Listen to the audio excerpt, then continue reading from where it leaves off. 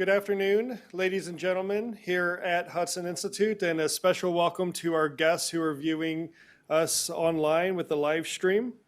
I want to firstly just thank my colleagues at the Hudson Institute for putting together this program, all the work they do behind the scenes. And I want to sincerely thank our friends and partners at PPF Group for also helping to put together this event today. The Balkans, long viewed as Europe's Tinderbox, remains too important for policymakers to ignore. The Euro-Atlantic community has played a constructive role in the region over the years, hoping to secure it, putting an end to sectarian violence in the 1990s, and establishing a presence on the ground to safeguard this hard-won peace. We've also played an important role trying to bring economic development and investments to the region.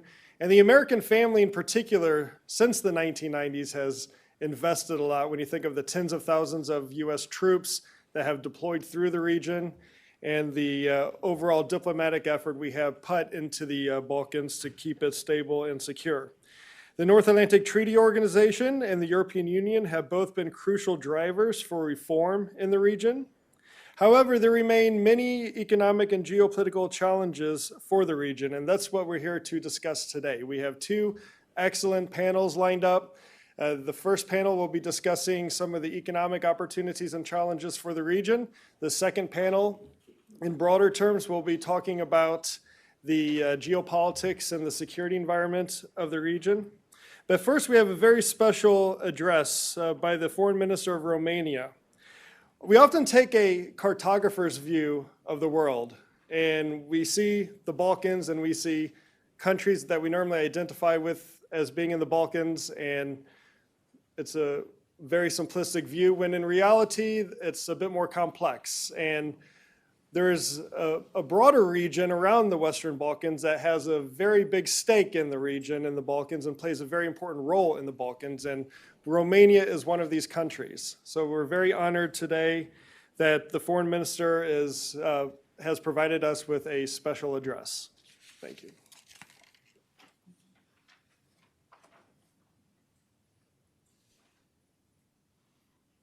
Ladies and gentlemen, thank you very much for the invitation to share with you the Romanian foreign policy view on the future of the Western Balkans. I'm particularly glad to set the ground for your following debate because this topic is not a simple generic foreign policy issue for Romania. For us, the Western Balkans are key priority for many reasons. Our historical strong political ties, the relation between our peoples, the geopolitical and security consideration. At the same time, our views reflect Romania's status as a NATO ally and EU member state. Today's interest in the Western Balkans is by no means accidental. If you look at any European map, you will notice why the region is of strategic importance for us, but also for Europe. Firstly, the Western Balkans are geographically bounded by NATO and EU member states. The region links Europe to the Black Sea and the Greater Middle East, and this geography proximity makes Romania directly interested in the security, stabilization, and Euro-Atlantic integration of the Western Balkans. Secondly, the Western Balkans nations share history, tradition, and rightful positive aspiration for a better future with the rest of Europe. Their aspirations are similar to the ones that our citizens in Central and Eastern Europe had after the fall of the Iron Curtain. Thirdly, it is widely recognized that history had been tougher with the Western Balkans in comparison with the rest of Europe. A classic Churchillian quip went as far as saying that it produces more history than it can consume. It is probably unfair, given that many of the region's difficulties are consequences of larger geographical rifts and competitions. In the current context of the overlapping crisis resulting from the brutal Russian aggression in nearby Ukraine, ensuring a secure and stable Western Balkan region is today all the more relevant for Romania and for the EU and for the NATO. Russia's brutal and illegal war of conquest against Ukraine just reconfirmed how important it is to be part of a space of security, freedom, and development, grounding in the strong and common values. But unfortunately, it also provided a new impetus for Russia's aggressive hybrid activities in the Western Balkans or in the Caucasus. The region became a playground for Russia's aggressive propaganda and disinformation. Thus, Russia is actively weaponizing identity divisions and political rifts. How do we respond then to nowadays challenges? The only credible response is unity and solidarity. This obviously applies not only to the EU and NATO, but also to our partners in the Western Balkans. And in order to forge this unity, we need to comprehensively address the region's needs and challenges. Romania's approach starts from the basic assumption that human rights, strong and credible institutions, fundamental freedoms, political accountability, and social and economic developments are not standalone concepts. They are interlinked features that shape a stable, secure, and prosperous region.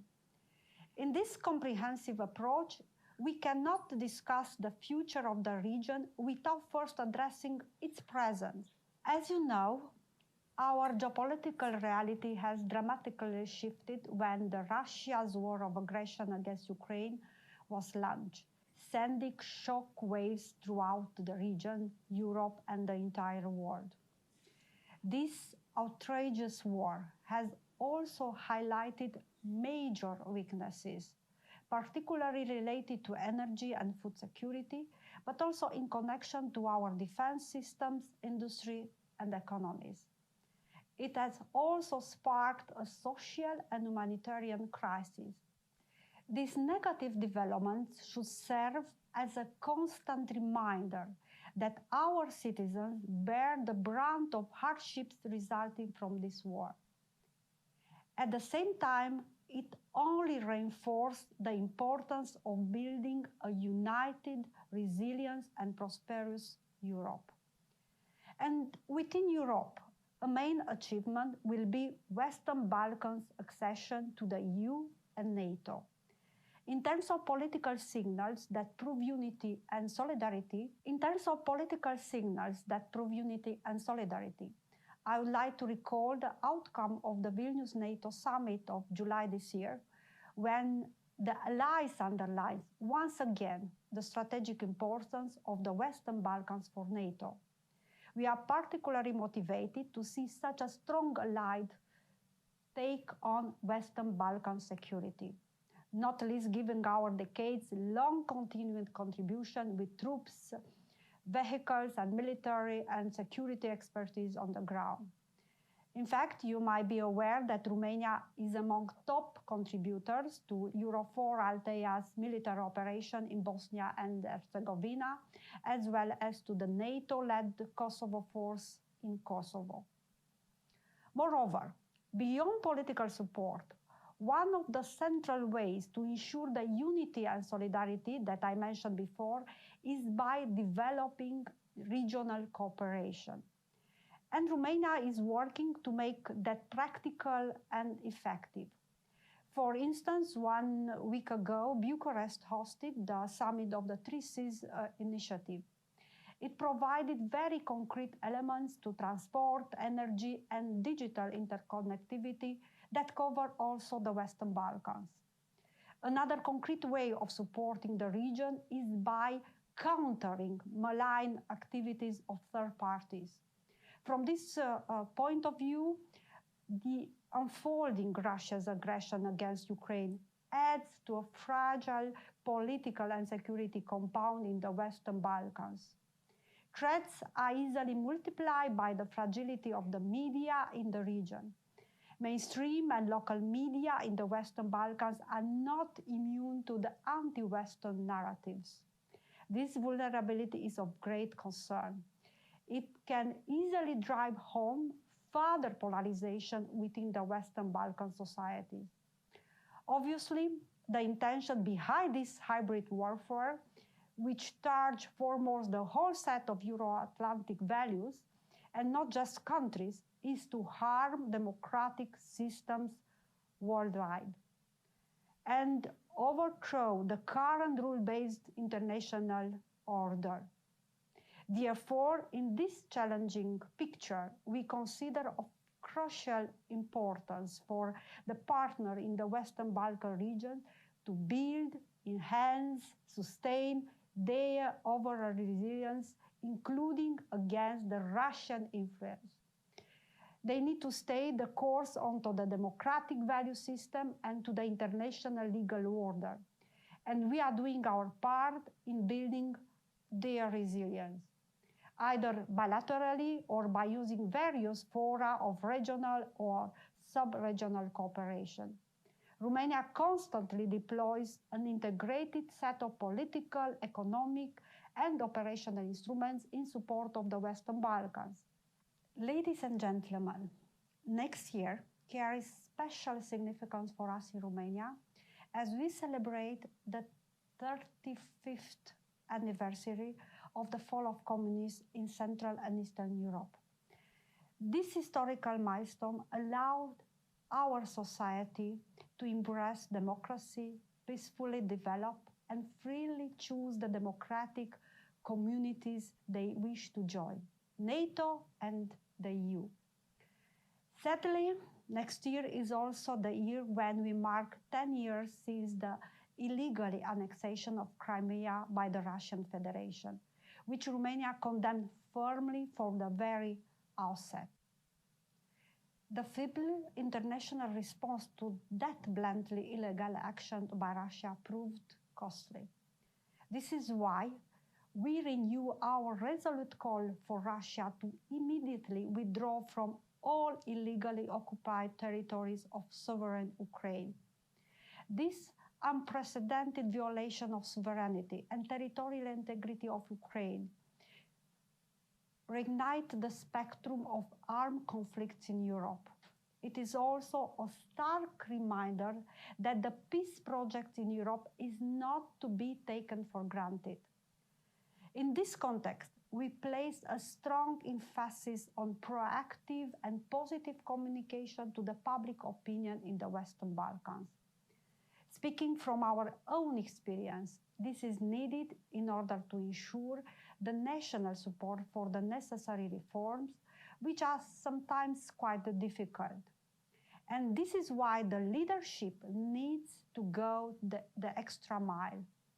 Political will and commitment to respecting fundamental values is absolutely necessary. Ladies and gentlemen, I cannot stress enough that both for the immediate future and for long term, our national interest is to have a stable, secure, and thriving Western Balkan region. Yet, we are realistic and we do not expect miracles to happen overnight. Our intention is to prove to Western Balkan partners, you may wish to call this leading by example, that the way forward is based upon a shared national objective and hard work. Again, from Romania's own experience, our democratic society, our fast-growing free market economy, and the respect for minority groups were not achieved through some abstract approaches. It was done, as I said, in a diligent, natural, and conscious way. We succeeded by absorbing, adapting, and implementing the EU legislation, learning from best practices, by reforming and modernizing our institution and administration, and endowing them with the right capacities. The path is clear and the prospective proven. The Western Balkans should stay the course and remain motivated to continue much needed reforms. Through supporting an open door policy, Romania will continue to actively favor NATO and EU enlargement.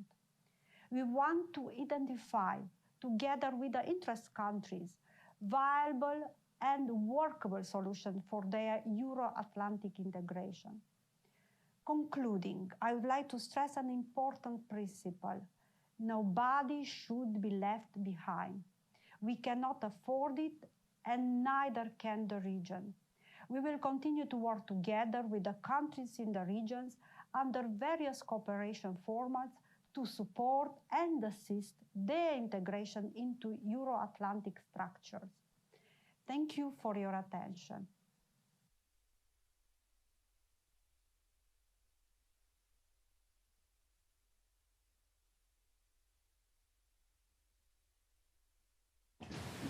Where do you want to sit? Sorry, where do you want to sit? I can sit here. Okay. Where we shall sit.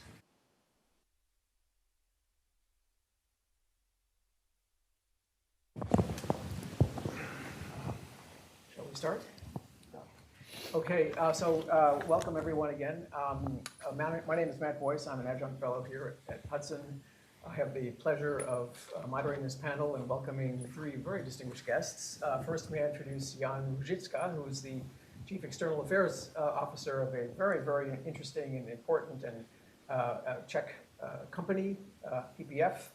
I guess you would call yourself the foreign minister, perhaps, of that empire, which owns media outlets in all across Central Europe and in the Czech Republic, Slovakia, Bulgaria, Romania, Slovenia, and others as well that I probably have missed. So a very interesting companies, and welcome that. My former colleague at the State Department, Ambassador retired Cameron Munter, storied career in Foreign Service, and ending up as ambassador in Pakistan. He was also ambassador in Serbia, and in his post-Foreign Service life is very, very active in the transatlantic space. Was also president of East West Institute in New York.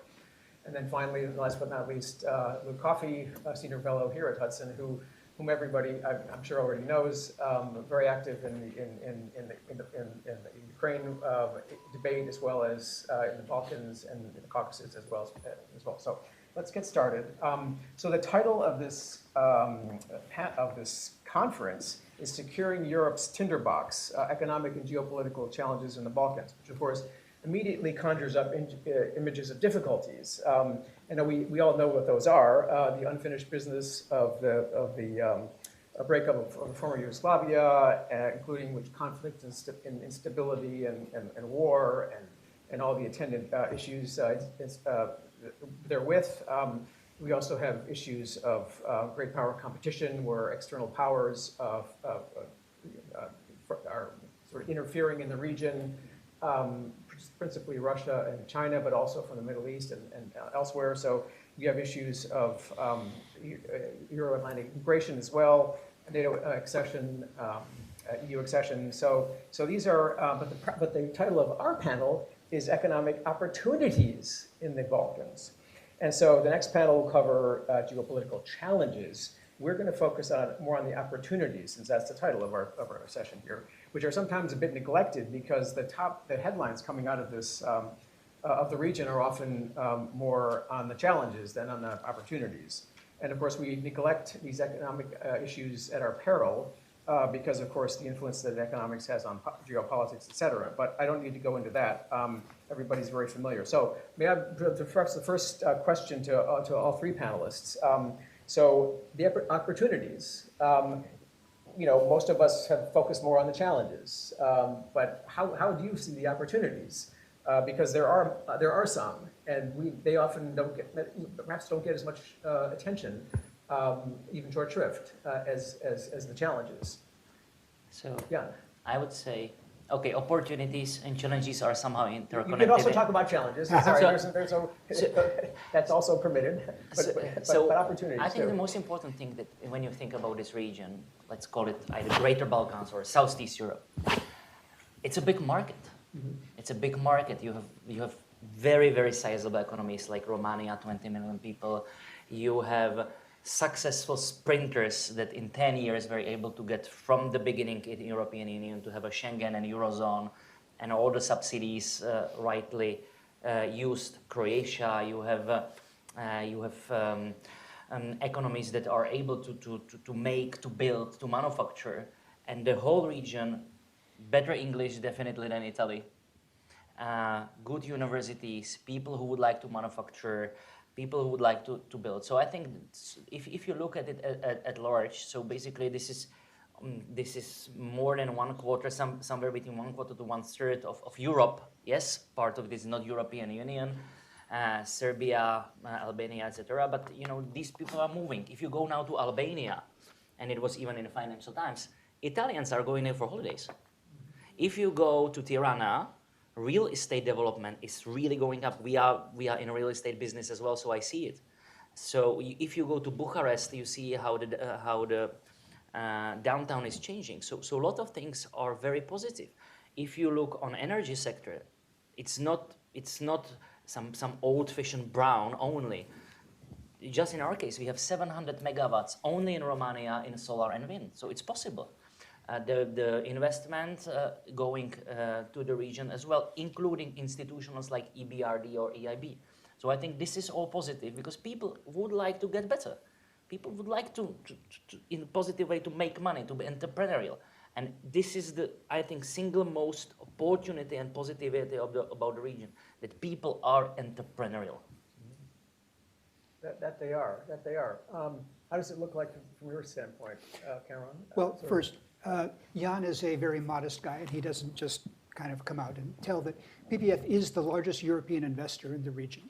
That is, it's not a German, it's not a Frenchman, it's a Czech firm, $42 billion worldwide, but the biggest investor in the region. Now, why is this big investor putting that kind of bet on the Balkans? For these kinds of reasons. There are the intrinsic opportunities that can pay off. Now, I want to talk a little bit about the kind of the institutional context where I think can support what Jan and his colleagues want to do, not only in media, but in energy, in banking, in a lot of different areas where if you're wise, you choose the right kind of sectors to work in there. The problem that I see, of course, is that there's the old saying that, security is not everything, but without security, everything is nothing. And of course, those people who've worked in the Balkans know that security is sometimes fleeting in that area. And the kind of confidence, not only that foreign investors need, but the kind of confidence that the people in the country need in order to stem the systemic brain drain that's there, in order to stem the kind of cynicism that people have, even leaders in the region who are saying, this will never change. We're the Balkans, we're condemned to this. And sometimes you hear Balkan leaders almost swimming, if I can be a little bit cruel, almost swimming in a pool of self-pity. We can't get out of this problem. How can they get out of this problem? We've mentioned the European Union, but let's also pay attention to NATO, which I think the next panel will deal with. Don't forget that in the NATO enlargement process and the EU enlargement process, it was inevitably NATO that led the way. The countries like the Czech Republic, like the Baltic states, like the other countries like Romania, they came into NATO first, and then they came into the European Union. One of the things that's missing in this part of the world is a drive to get NATO, to get the defense and more broadly understood, the security aspect moving. What do I mean by NATO enlargement? Is it just snapping your fingers? Whereas EU enlargement is difficult because you have 1 billion chapters that you have to do that are all technical. No, NATO enlargement made great requests, demands, if you will, on those people who were joining. You can't have conflicts with your neighbors. You can't have difficulties in various things in the rule of law and other institutional guidelines. We have not yet taken advantage of the fact that there is a constituency, not only in the region, but throughout Europe, among those people who are working in the institution of NATO to kickstart the process whereby the first steps, maybe the easier steps or the more fundamental steps of making the institutional setting more welcoming for investors could be done by NATO in order to then make the EU enlargement process, I don't want to say easier, but at least smooth the way for it. There are other institutional ways in which this world that people like PPF are working in can benefit. There are, for example, there was the beginning of the DFC, the American government's investment arm, had its office in Belgrade. And it was doing a good job of trying to pull together American investors for the region. Why is that necessary? As the next panel, I'm sure, will talk about malign foreign influences. If you're going to compete with the Chinese, you're going to have to come up with alternatives. If the Chinese are offering you money to build a bridge and you want to build infrastructure or pipelines or other kinds of things, it's not enough to say the Chinese are a debt trap. You've got to offer something in return. DFC, I just throw out as an example of how the Americans should be coordinating. The government can coordinate institutionally to make it easier for these kinds of opportunities to come. So once again, I think there's the institutions, the broad institutions need to move ahead. And I think also that the broad, the specifically targeted American and European financial institutions to make this possible are important.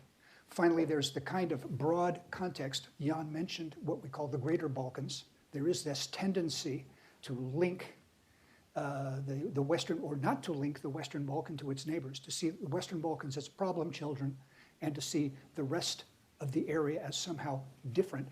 No, this is an area, so let's call it south of NATO, or south of, I'll arbitrarily say, anything between south of Hungary. These guys need to work together, and they can. And they do that in business. But what are the institutional obstacles to that? What, for example, could the 3 Cs initiative do to more help build infrastructure, digital possibilities, et cetera?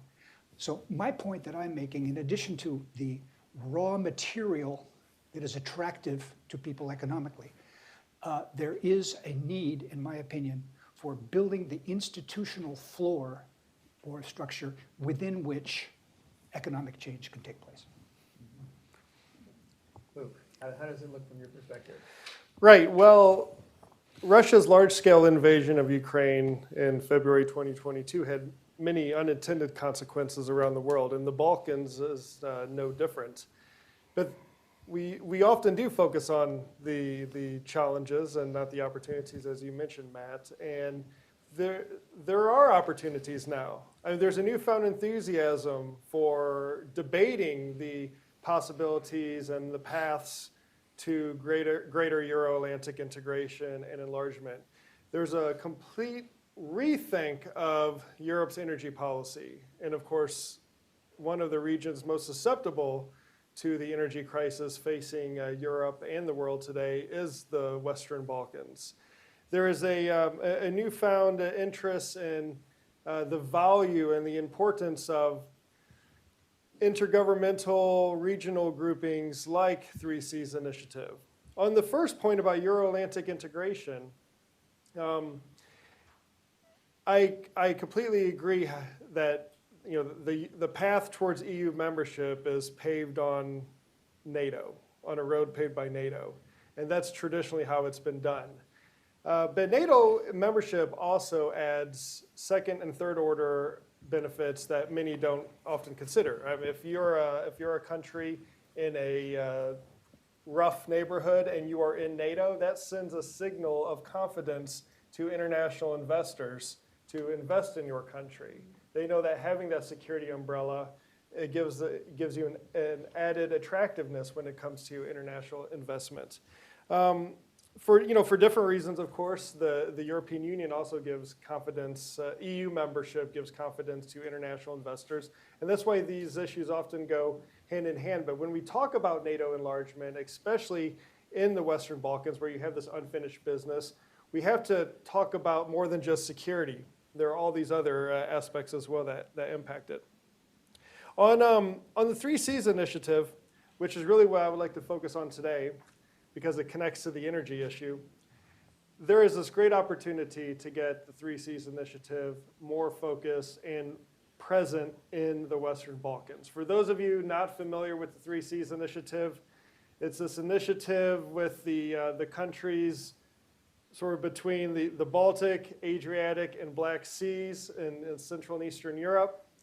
This was very much a Croatian-Polish initiative, but it was enthusiastically endorsed by the Trump administration, which at first made Berlin and Brussels a little bit nervous, but then they realized that there was no malign intent with this, that this was a good thing, and then eventually Brussels and Berlin came on behind supporting this. And the idea was that for obvious reasons, since the end of the Second World War, a lot of the transit and transport and pipeline routes in Eastern Europe went east to west. It's no secret what that was. And in this day and age, we need better interconnectivity, especially the way global markets are, key transit points, choke points, and we need these to also go north-south. And at the crux of it, the 3 Cs initiative is about north-south interconnectivity. But even though one of the 3 Cs is the Adriatic, the Balkans region, for the most part, is absent. Certainly in any formal or in any institutional way, it's absent. At first, Greece, for example, wasn't even a member of 3 Cs. It now is. Romania had a fantastic conference a week ago. You heard the foreign minister discuss. In the communique that was published, there was a huge section on the Western Balkans.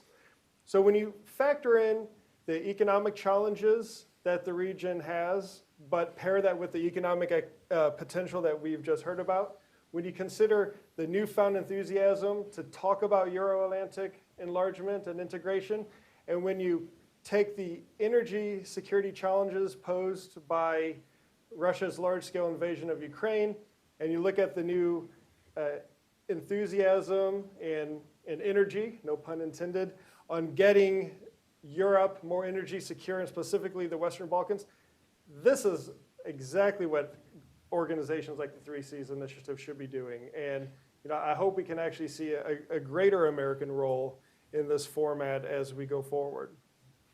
Yes, my last job in the State Department included it being the Sherpa for the 3 Cs initiative. So I know actually a lot about it, but I'm glad both of you have raised this issue, because it actually started during the Obama administration, then was endorsed, was taken up very enthusiastically by the Trump administration. Now the Biden administration, I must say, the energy has tapered off rather significantly. It's rather anemic, actually, I must say. I mean, there's still, the Secretary of State was in Ukraine at the same time, or almost at the same time as the Bucharest summit was taking place, the 3 Cs summit. So there was no video message. The commitment that the Biden administration made for up to $300 million investment into the fund has 2.5 years after taking office has still not been made. So there's an anemic aspect to this, and it's sort of unfortunate because this has an enormous potential. And even though this is driven by the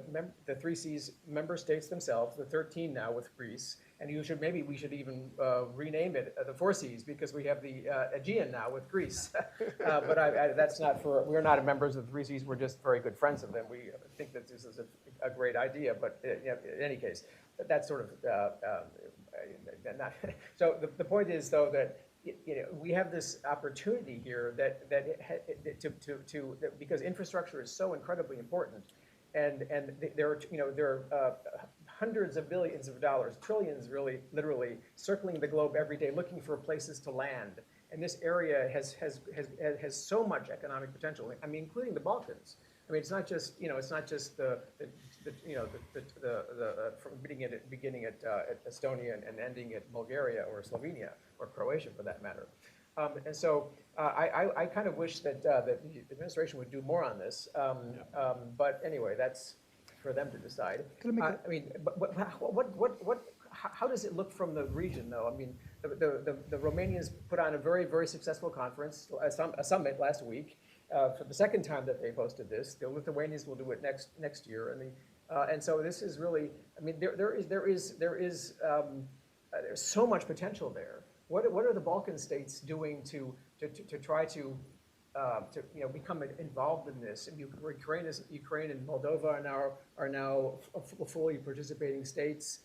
Greece is now, which is, some people, sometimes you think of Greece as also a Balkan country. So what about the others? Croatia has played a major role from the beginning.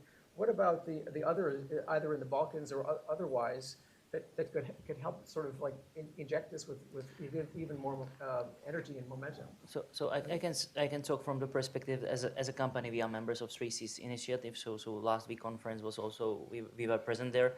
So I think that the key issue, not issue, opportunity is to enlarge the problem.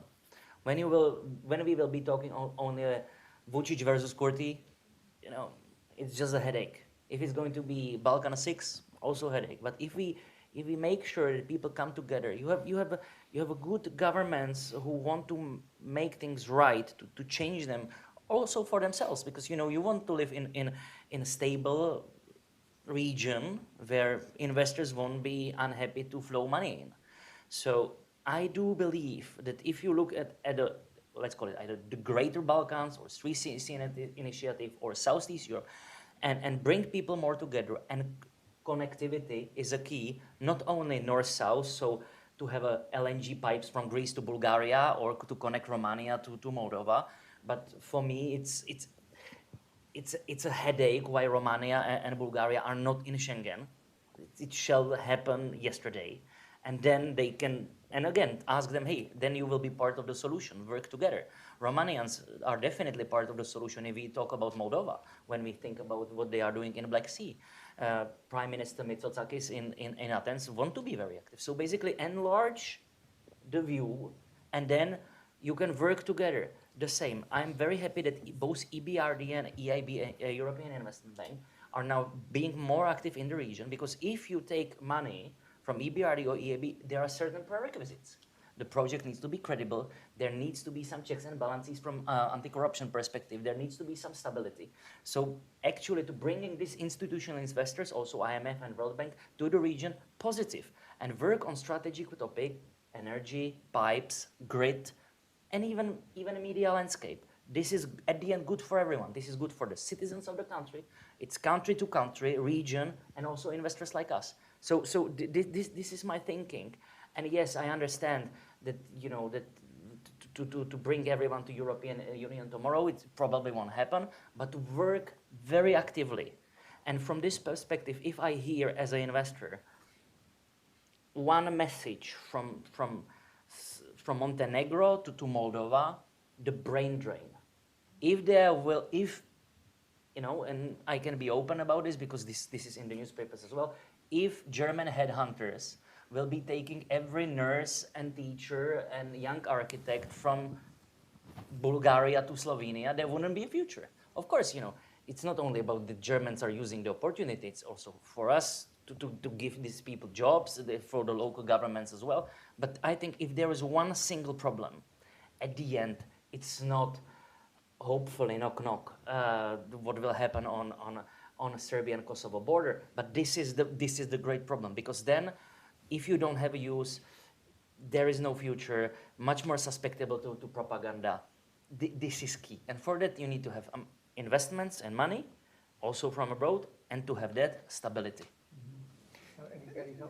Yeah, I would also comment, on that idea of having the north-south links. Let's take, for example, what is a big part of the 3Cs, which is the energy connectivity, all right?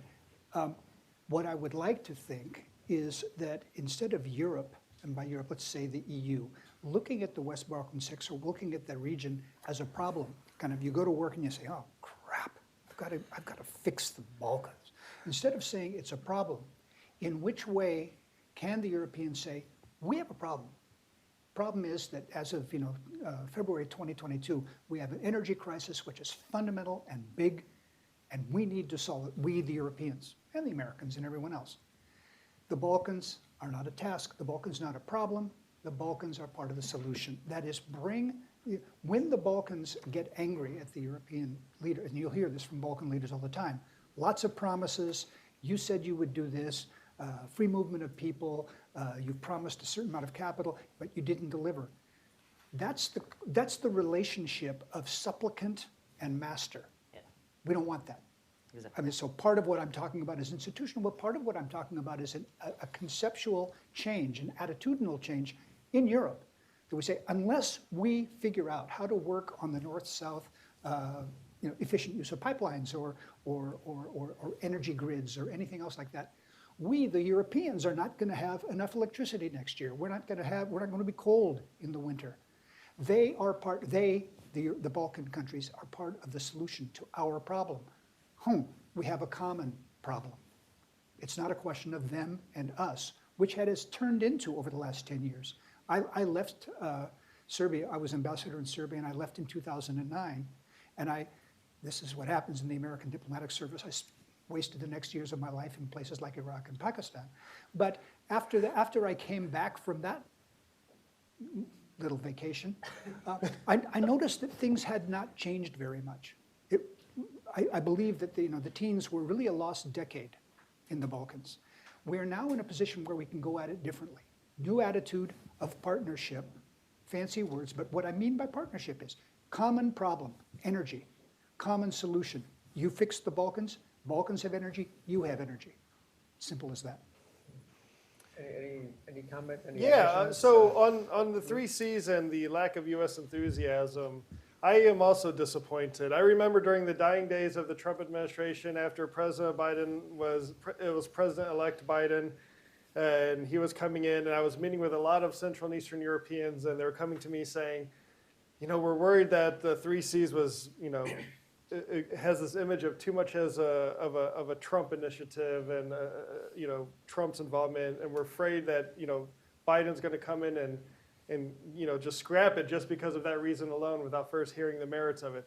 And I half jokingly said, don't worry, they'll come in and add a green energy dimension to it, they'll all be okay. And actually that was the first thing the Biden administration did. They started to push a green energy dimension to 3 Cs. And so it kept it alive. So I think that's where we should start. 3 Cs is still a thing. It's still working. Certainly from a European point of view, it's definitely working. It's growing. We have to get Americans more involved to support this process. I mean, this is a fantastic initiative that's led by Central and Eastern Europeans who want to improve their infrastructure, their energy interconnectivity, their economic situation. This is an initiative that brings in private capital, private investors, saving taxpayers money. So we should be all about it. But as Jan likes to say, I've heard him say a number of times today, enlarging the issue and look further away from Washington, D.C., across the Atlantic to Europe. The Balkans has been an area in recent years that has provided instability for the rest of Europe. I mean, it's in the title of this presentation. Anyone who studies history, you just go back to World War I and you see that. But in fact, you go back centuries before World War I and you can see how this region of Europe often can spill over and destabilize the continent.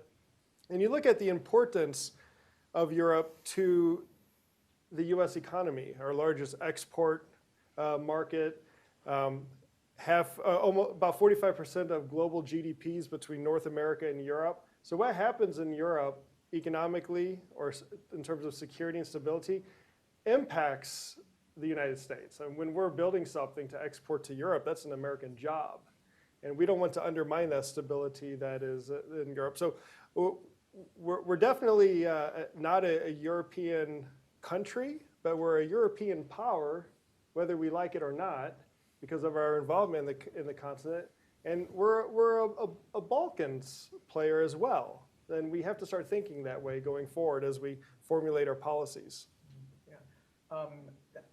I totally buy into this idea of opportunities, which is why we're talking. One of the reasons we're talking about it. But I also just sort of to play devil's advocate here. Some of we can't want this more than the countries that are there. I mean, or we can, but they also have a vote. And I'm just wondering, as you with so much experience in the region, Cameron, Jan, Luke. I mean, what are they doing to accentuate their potential? Because there is a lot there, despite all the other issues. what are they doing to make their region more attractive, to overcome some of the mental blockages that people sometimes have about saying, oh no, I'm not going to go there. I'd rather go to Romania, which is of course also a Balkan country, or Bulgaria. But I mean, another part of Europe which is not, which is a member of NATO, and therefore has the security issue covered, and therefore is not a problem anymore in terms of the stability issue and rule of laws are that sort of thing is usually not much of an issue. And so what are they doing to make it themselves more attractive? Because that actually also does kind of matter. So I think that, also numerous occasions, not only today during our discussions, but it's on the telly, it's in newspapers, the Russian war since 2014 was a wake-up call, and even more last year. And I see the changes in every capital in Southeast Europe. Security matters, grid matters. We need to do some, or then of course President Biden and US administration, green energy. Yes, it's nice when you build solar and wind, but then you need to have a grid, you need to have a gas to power for balancing, otherwise you have a big problem. We see it ourselves in Romania, 700 megawatts of solar and wind, and basically you are not creating opportunity but a problem. And then countries need to work together. I already mentioned Greece to Bulgaria, Romania to Moldova, connected together. So I think this is already happening. Serbia, we are largest European investor to Serbia, not Czech, but European. So we see that when you, in your industries where you matter also for the government because of employment, if you have thousands and thousands of jobs and taxation, you have a say.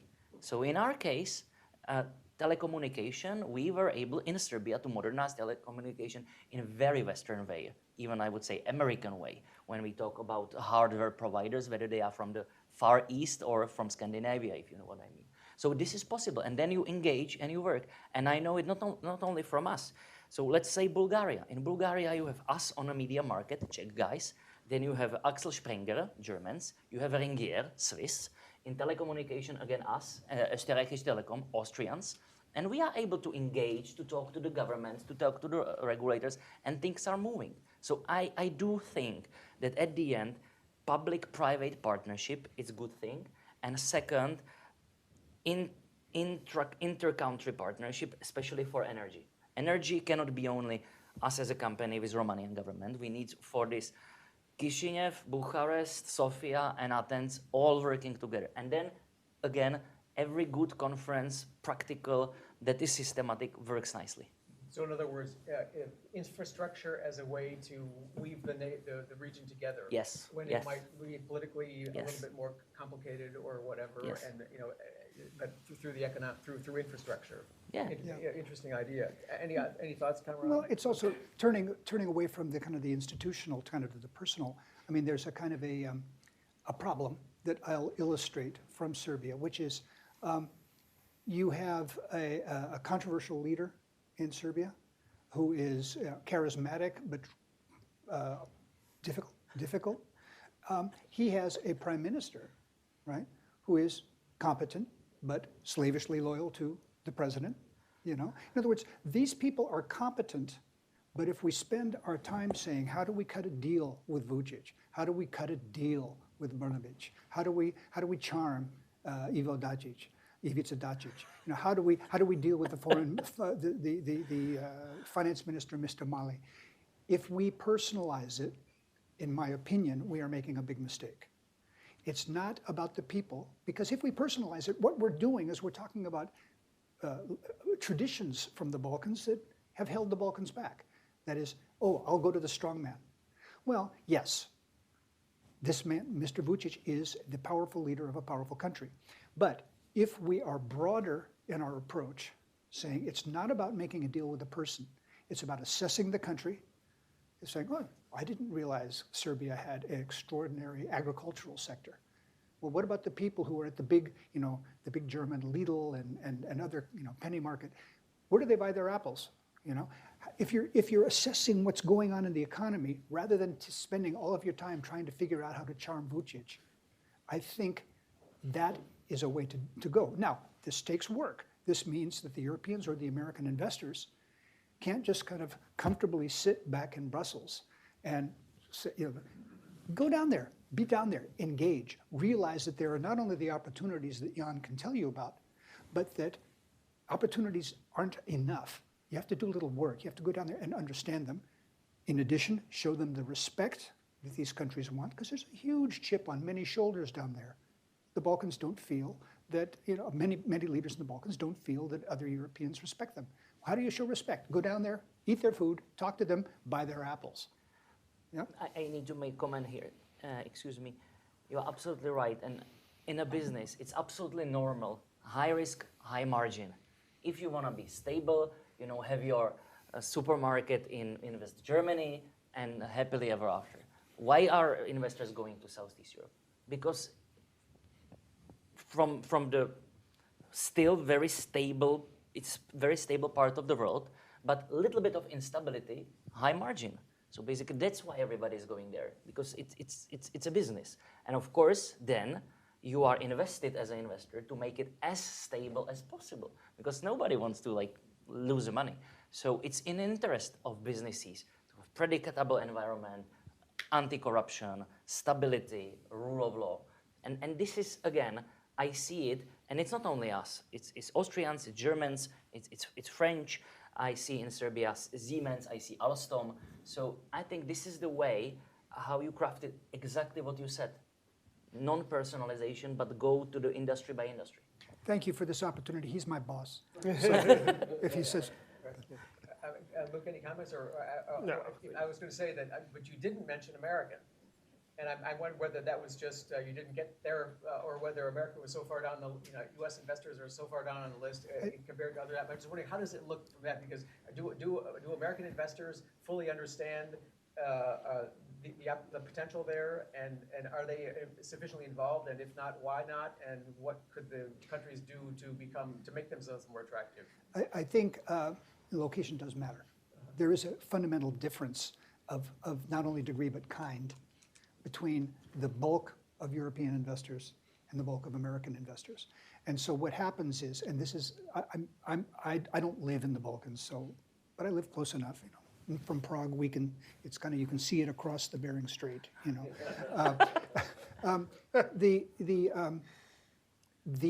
The sectors that the Americans have traditionally gotten involved in are different sectors. And again, I mentioned agriculture.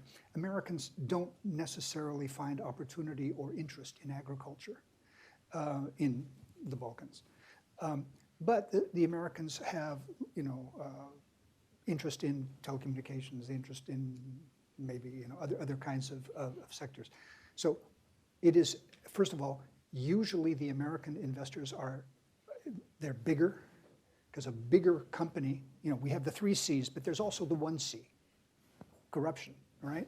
The problem is that if you have corruption... I'll be stealing that line. Okay, you got it. No doubt. You're not going to fix corruption. Not there, not in Ukraine. This is going to be with us for a while. It is easier to avoid corruption when you're a big American company. If you're a scrappy little American company going into the country, it's harder not to get shaken down. And smaller and medium-sized companies that are very innovative from the United States tend not to go into this market for a number of reasons, but that's one of them. So the answer to you is there are opportunities for big American firms, but there are many, many more opportunities for small and medium-sized firms and kind of groups of firms like PPF when you're in Europe and you are actually closer and able to engage personally much more easily. Yeah.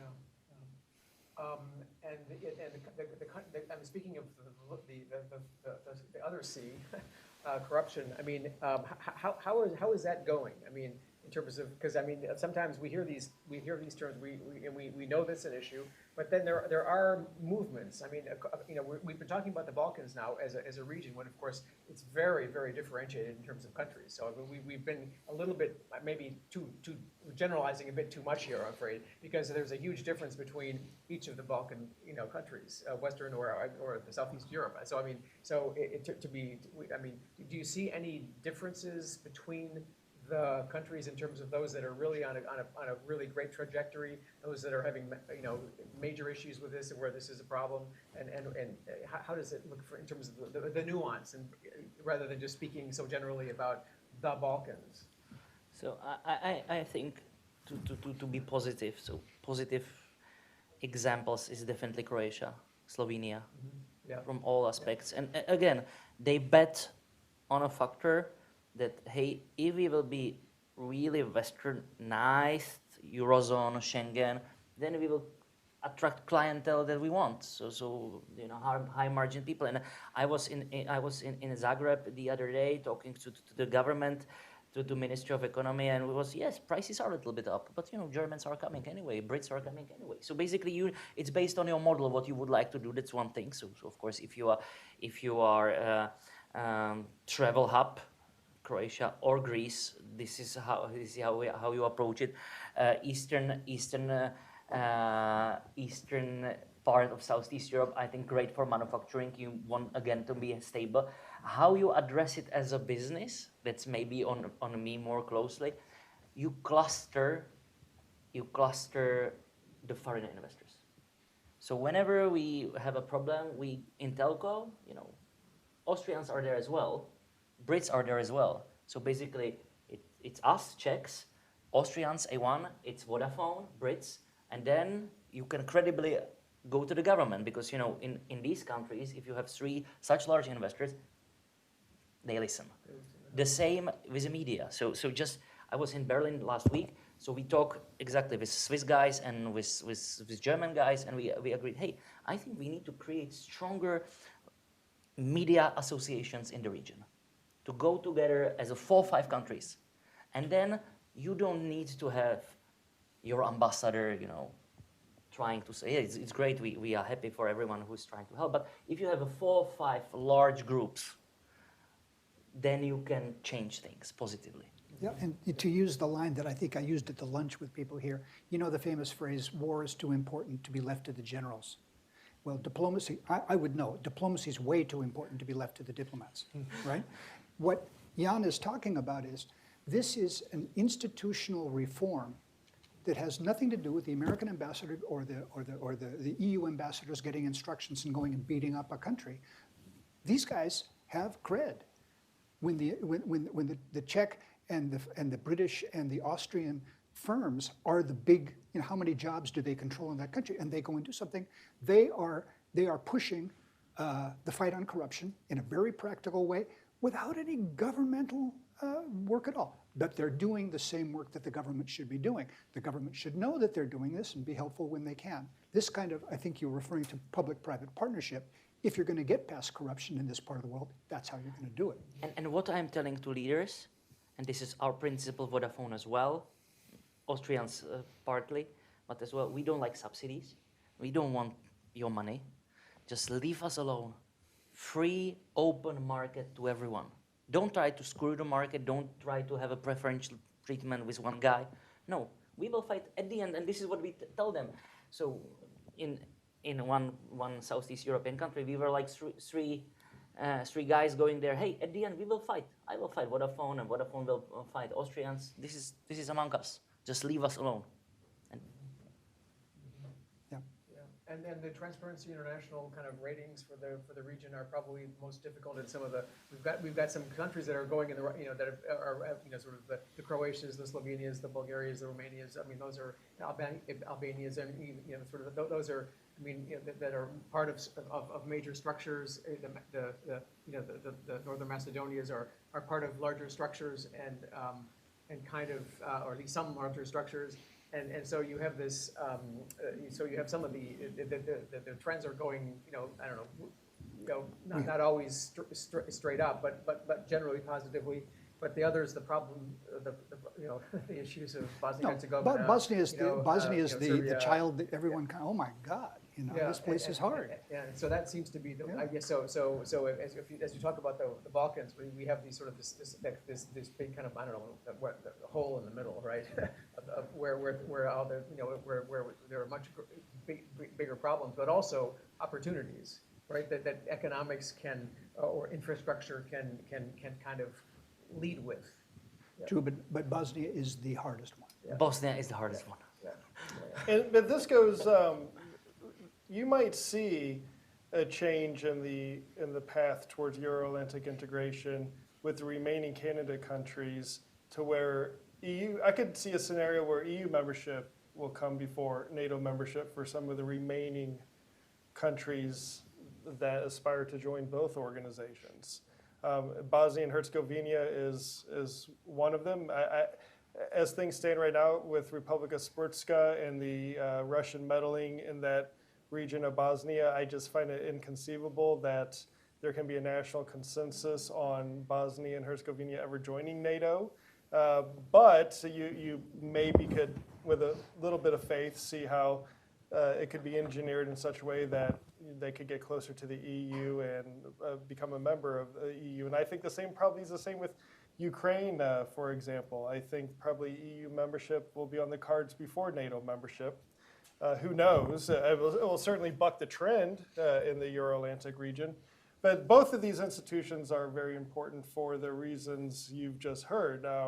It forces the reforms, it provides reassurance to investors, and it might be a slow process, but it is a process that generally heads in the right direction.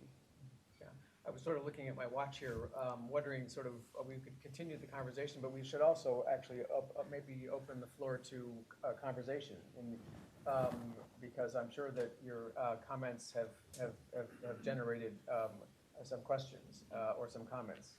So perhaps if I see one hand, Reka.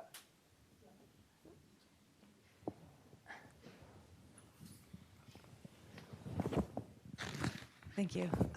Thank you so much for this fantastic discussion. I think it's a very, very important topic and something that is often misregarded or disregarded in Washington, D.C. So I'm very happy to have this discussion, and thank you for the insights as well.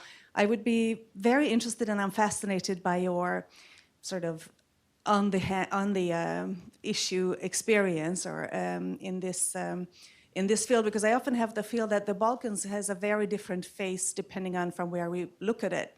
From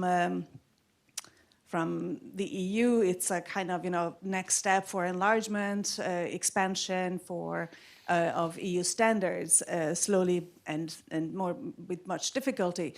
From the US, it may be a strategic location of confrontation between Russian interests in the region, historic ties, geostrategic ties, as well as the elephant in the room, which is my question about China and the Chinese investment in the region. But for most of the Europeans, I would say the Balkans continue to be that very uneasy, very uncomfortable backyard. It's like, where troubles are coming from. For centuries, this is where troubles have been coming from. So we have always had this trouble.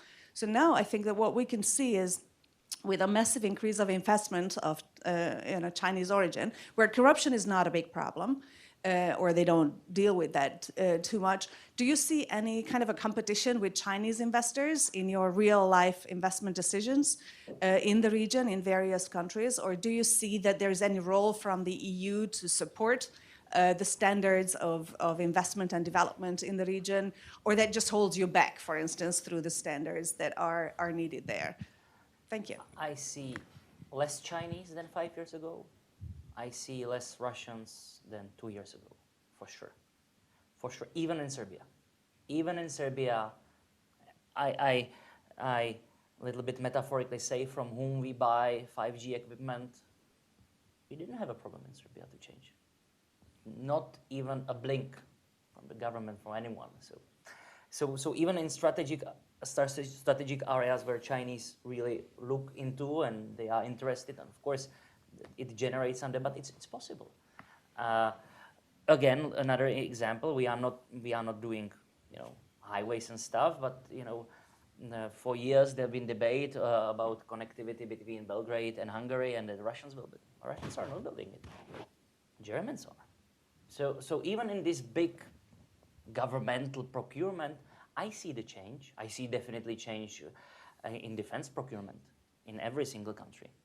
So yes, are they? Of course they are there, but I don't think that this is like elephant that is going to eat us alive. We were, as a PPF, we were worried what will happen to us in Serbia when we do this change. We did it beginning this year, and nothing happened.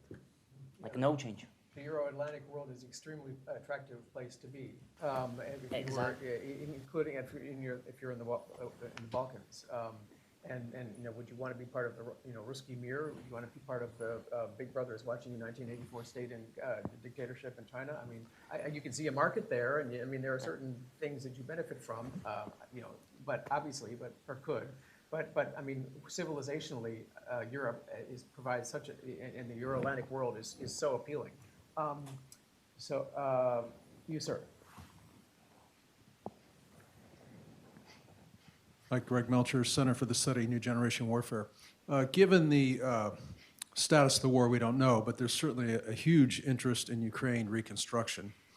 So I'm just wondering if the 3 Cs is not really got the same oomph that it had in the last administration, that if you think about it, it's made up of all the front-facing countries facing Russia and Ukraine. While maybe they aren't going to be immediately in NATO or EU or heading that way, wouldn't it make sense to tie 3 Cs into Ukraine reconstruction, which will definitely get top attention from many places? I wonder what you think about that idea.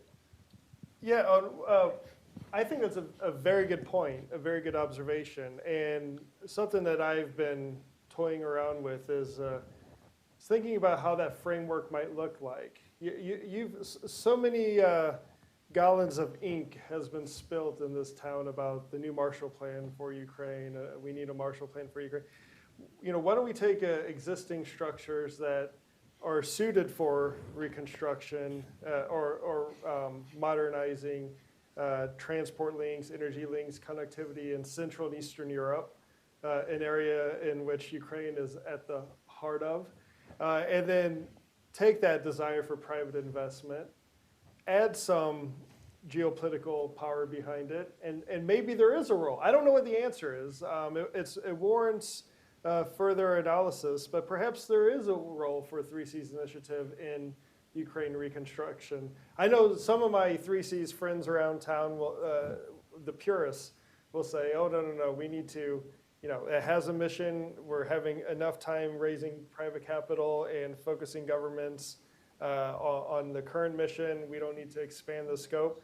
But as Jan says, sometimes you have to enlarge the problem, and maybe it could inject new American enthusiasm for the 3 Cs initiative. Maybe there could be a role. I think it's worth discussing. If I could just add on that, the Ukraine issue and Moldova issue were a big part of the Bucharest summit. Yes. And not only in the communique, but also this morning there was an event in which the Lithuanian ambassador at large, who's there responsible for the Lithuanian presidency, was very seized with this idea, especially as you try to look at the Black Sea is no longer as free and open as it was before 2022 or let alone before 2014, and so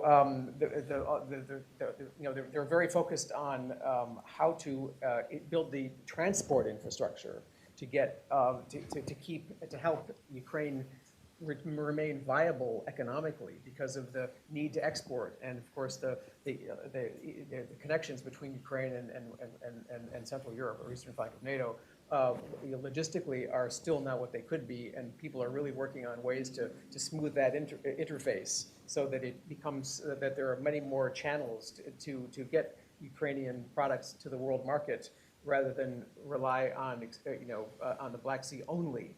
And so this is actually a very good idea. I think they're seized with this idea, and they're also the challenge will be how to translate that into real live advances. If I could comment on that, it's one of the things that I learned as a modest bureaucrat in Washington while I was is if you can make the thing that you want be part of an enormous funding drive that someone else wants,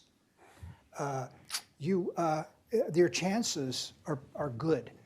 And it goes into something I was trying to say perhaps clumsily earlier is if the issue that seizes European and American capitals is the reconstruction of Ukraine, if you argue about a viable economic Ukraine, part of being a viable economic Ukraine is Ukraine's access to energy.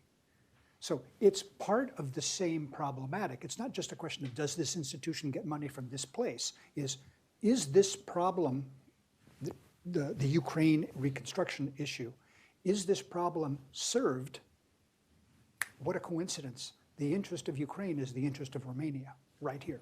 Bulgaria, Greece, etc. And I think this is super important, and whether we will call it Eastern Europe reconstruction or Three Seas, Marshall Plan, whatever, let's not forget that we shan't create resentment. And we see it politically. If Edi Rama would be here with us, Edi Rama from Albania, he will definitely start now shouting that basically he will start the war with Greece, finally to get attention. And this is basically, he was now in, you can find it on YouTube. There was a summit.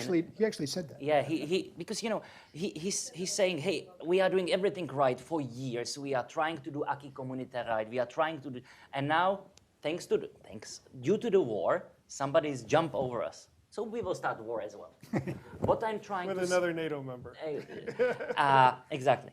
So what I'm trying to say, and there is even logic, the infrastructure connectivity, if Ukraine products, whether energy or grain or whatever, shall reach the destinations, you go through other countries, Moldova, Romania, Bulgaria.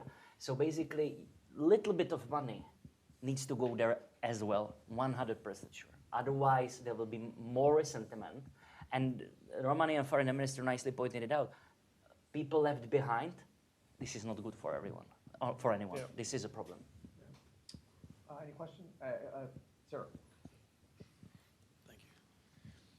Yes, hello, my name is Mikhail. Thank you so much for taking the time to answer the questions. I know that the foreign minister specifically... Excuse me, can you give your affiliation if you have one? Of course, yes. I'm an intern at the Bureau of Energy Resources within the State Jeffrey Department. Pyatt. Yeah. Of course. So I know that the foreign minister of Romania specifically said there was a great concern about public opinion when it comes to these efforts. And kind of playing off of what you just said, how exactly do we see public opinion playing with PPF's role in the energy connectivity field? So, if I a bit mentioned it when I was talking about brain drain. If there is one thing that worries us, Austrians, Germans, with the businessmen, it's opinion in the countries. If you do a poll in Serbia, less than 30% of population want to be in European Union. And we can start debating whether it's about Vucic or atmosphere or hopes unfulfilled, but this is true. So the opinions of people towards Western values, Westernization, it's a problem. It's the biggest problem we see. And how to disseminate these, let's say, Western values among people that it would be credible, it's a problem. That's what we see. And in our opinion, values are great prerequisite, but you cannot feed family in the evening with values. You need to have a bread as well. And that's why I'm so happy that the guys here are also not talking about national security and securitization, but we are talking also about economy. Because again, it's connected to people left behind. It's connected to pricing of energy. I see it in Moldova. So Moldova, then we have three Moldovas. We have Moldova around Chisinau with currently okay-ish energy prices. You have a Transnistria somewhere else, and then you have a part in the north with quite high prices. What do you think that what the public opinion is there versus Chisinau? Very different. So, and if you are able to give people, I don't want to say bread and games, but bread and cheap energy, it works. And we see it. And that's why it's very, very important. If we want to win hearts and minds, that there needs to be economic future in energy, there needs to be the jobs, and you cannot feed family with values. It's not an answer to all the question. It's just without that, you're in trouble. You are in trouble. Yeah. Okay, I don't see very many more hands. In fact, I see 0. So in fact, then that maybe we should just end it at this. Yeah. Thank you very much, gentlemen. Absolutely. For a very interesting conversation. And thank you to our audience for their questions and for coming, and to our online audience for joining us today. Thank you. We have a second panel. So you should make an, Ready to start, so just give us a couple of minutes and we'll kick that off. Thank you.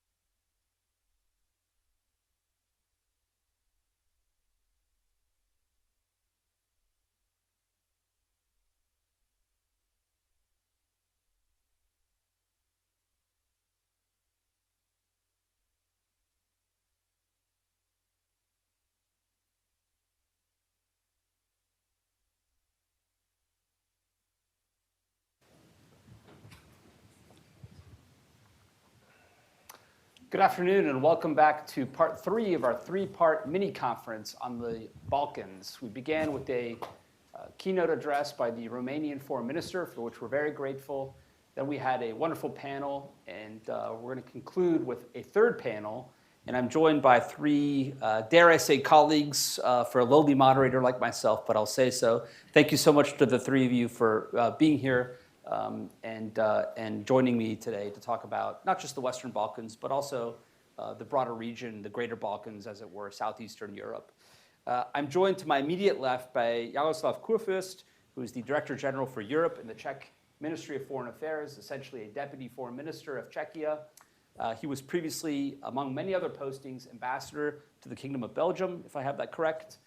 So welcome, Mr. Ambassador. Thank you for joining us, and it's a real pleasure to have you.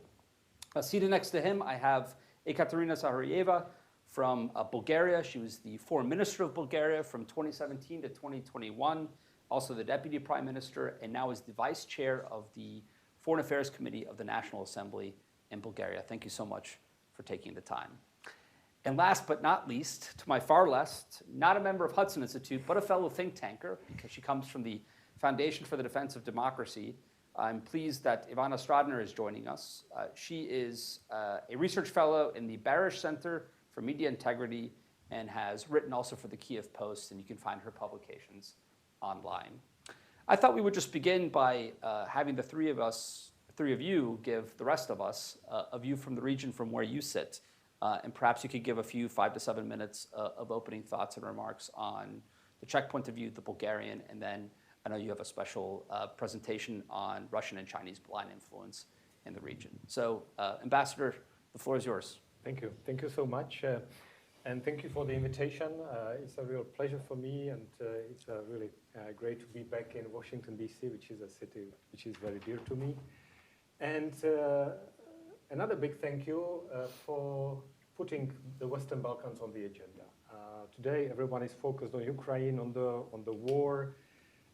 Western Balkans is an important region. Definitely for the Czech foreign policy, it's a priority issue. And we have so many important partners, and this part of the world is affected with a bigger geopolitics, and we have to take care of it. So great that we have a discussion. I would be maybe a wrong Czech diplomat if I'm not starting with the Czech presidency in the Council, where we really pushed the Western Balkans as a priority, and we have a couple of achievements which were really pushing Western Balkans towards the European direction. During the 6 months, there were 2 intergovernmental conferences open with Albania and with North Macedonia. Then the Bosnia-Herzegovina gained the candidate status. Then we were able to negotiate and make a deal, strike a deal on visa liberalization for Kosovo. And again, towards the end of the presidency, that was Prime Minister Kurti coming to Prague and giving to the hands of the Czech presidency the application to the European Union. It looks impressive, like there is a dynamic movement in the Western Balkans towards the European Union. Is it true? No. There were events we were able to collect, to push through, but the process really is not that dynamic as these events would suggest. It's taking a long time, and the people in the Western Balkans are very impatient about that. But I think what is needed in the region, this is more courage on both sides. More courage on the side of the European Union to take a more political approach and be bolder, but also more courage by the local leaders to make reforms. Because one of the processes which is going on is a sort of vicious circle. When there is a declaration about EU as a priority, then there is not so much reforms in the region and in the countries. And then the EU is being criticized, then the decrease of the popularity of the region among the population, which was, I think Jan was talking about it. And with that, there is less motivation of the local leaders, political representation to make reforms and push through the values and the agenda. And then it goes around, and then the process is not there.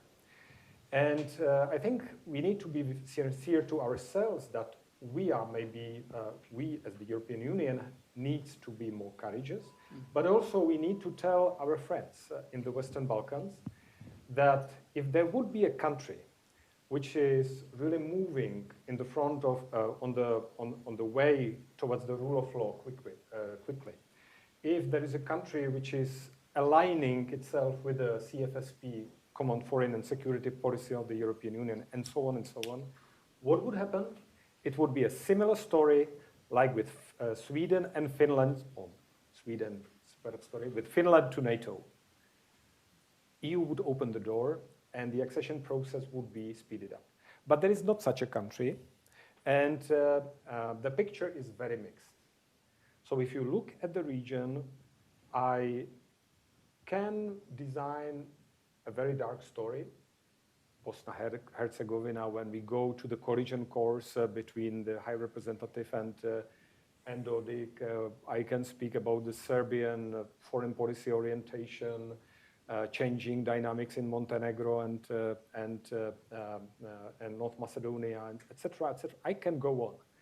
I can design also the positive picture, because there are many positive trends, and I think the economic panel was really right to speak about the opportunities which are there in that region.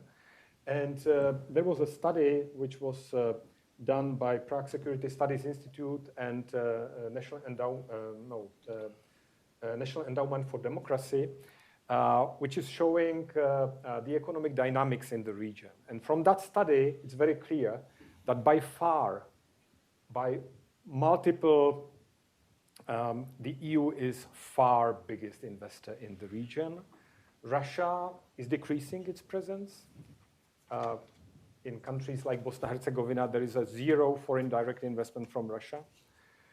But they are trying with narratives, trying with Sputnik, trying with coming with propaganda, and they are making the picture much more difficult in the Western Balkans. And then you have other players in the region, but I think Europe is really coming in a big way. And this is important, I think. It's a source of opportunities, and this is also a good news for the European integration. Geography and economy are two big news for the Western Balkans and for the future of the Western Balkans. Now, the biggest challenges. For me, the biggest challenge is a tiredness of the Western Balkan countries from the length of the EU process. The second is the mood in the society, all these narratives, because Russian aggression against Ukraine made the bigger polarization, and the political discussion popped up. And of course, all these broadcasting channels are heard. And then people are a little bit disoriented. So the narratives and the discussion among the societies are really becoming more difficult. Third, economy, and we discussed the opportunities, and this is really something positive. And fourth, window of opportunity for more political approach of the European Union towards the enlargement. Why I'm saying that? There is a new diplomatic season, always when there is a coming back to school. So we have, well, before the summer, there was President Macron's speech in Bratislava. Very strong speech, very positive about enlargement. In the Bled Forum, there was Charles Michel coming with the new energy for the enlargement.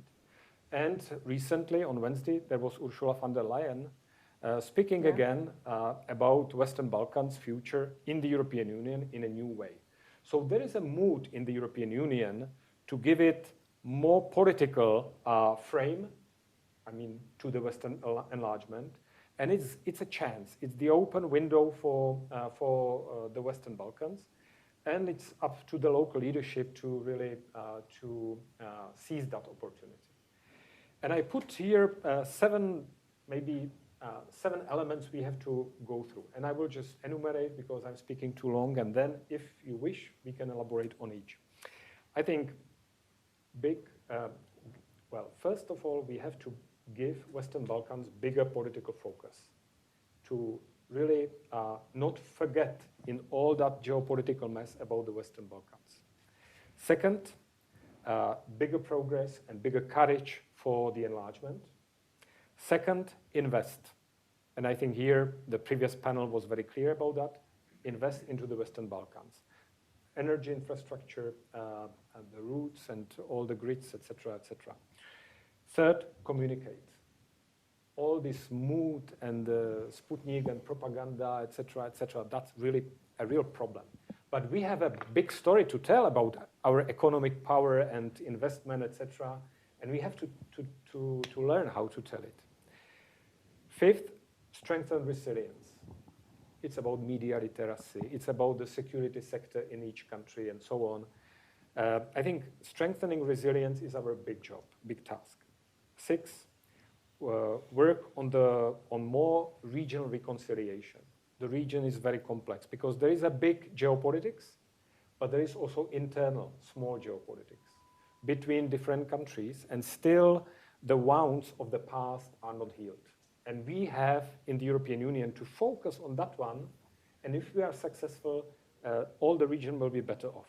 And the last, and this is also the message to the Western Balkan countries, we all need to help Ukraine to win the war, because with Ukraine winning the war, the situation in the Western Balkans will be much easier, and also the way of Western Balkans towards the European Union, the mood of the population in the societies will be much comfortable, much conducive with with this big goal of Euro-Atlantic integration. I'm speaking not only about the EU, but also about NATO. Before I turn to you, Madam Foreign Minister, perhaps one just quick follow-up question.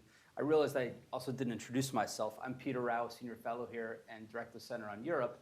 And in that capacity, we've had the pleasure of having several Balkans officials through here, Christian Schmidt, the High Representative, for example. Just yesterday, Wolfgang Sobotka, the head of the Austrian National Parliament, who spoke at great length about the Balkans, came for an internal roundtable.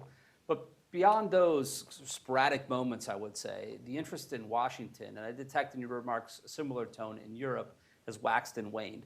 Why do you think the political focus, which you keep calling for, has lagged some of the investment flows over the years? Would you like to follow up on that, Ambassador, or? On investment? Well, why it is that you're calling for bigger political focus, bigger European attention, which is now coming with the Macron speech, the Michel visit to Bled. But why do you think it's lagged the economic interest in the region in recent years? Why hasn't there been more sustained attention, I suppose, is the question, as I would put it. Well, I think that recently there is a war elsewhere, and really so much political attention is focused there. But also, I think the region is perceived that the rule of law is not yet there. So for investors, I think there is a much bigger potential for investors to come there. And I'm so pleased that, for example, PPF and that there is a Czech footprint in that investment story, because this is so badly needed. And it's the task of the EU to make it visible, this investment. Yeah. Well, sometimes we are doing a lot, it's not visible, and then there is a Chinese project which is much more visible, much more discussed, etc. And it's important that we are able to communicate all these good stories which are there, and also translate that into the political dynamics, into a political strength we should have in the region. Madam Foreign Minister, please. The floor is yours. Thank you. Thank you for inviting me here. And I'm really happy that we have actually two events today and tomorrow with focus on our region when we both live. I agree with everything what the ambassador just said and the Director General. Of course, being Bulgarian MP now and before that Foreign Minister, I should start by saying that in 2018, when our first president of the European Union was Bulgarian one, I remember when we decided to include the Western Balkans as one of our main priorities in the program, in the agenda.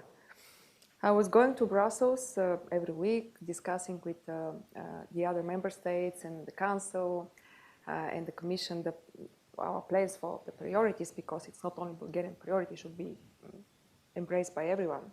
And everybody was saying, it's not a popular topic. You want to have successful presidency, choose something else. Balkans, enlargement, come on. And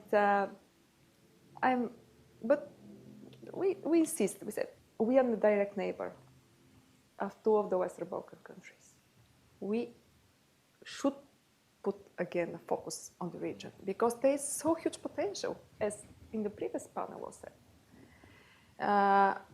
And I think since then, every presidency actually, and Czech presidency has done a great job, really, enormous progress, felt obliged to organize something about the Western Balkans. 15 years before 2018, there were no, 15 years, there were no event on European Union level, high level, on the Western Balkans. It was, the previous one was in Thessaloniki 15 years ago, in 2003. The second was in Sofia in 2018. So I would say that the last couple of years, there is a focus on the Western Balkans in European Union. Of course, the awful war of aggression in Ukraine changed everything. But also, as the previous speaker said, it's also a big opportunity about the enlargement. And the leaders on the Balkans should double their efforts and see this opportunity, not be jealous, so to say. Because I think now, in reality, the European Union realized that we should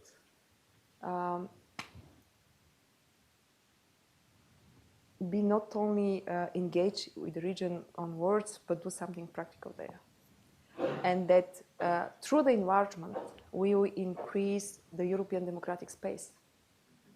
And we have 6 more countries with values as rule of law, free media, the core stones of the European Union. But at the same time, I should be frank, that we should manage the expectations with reality.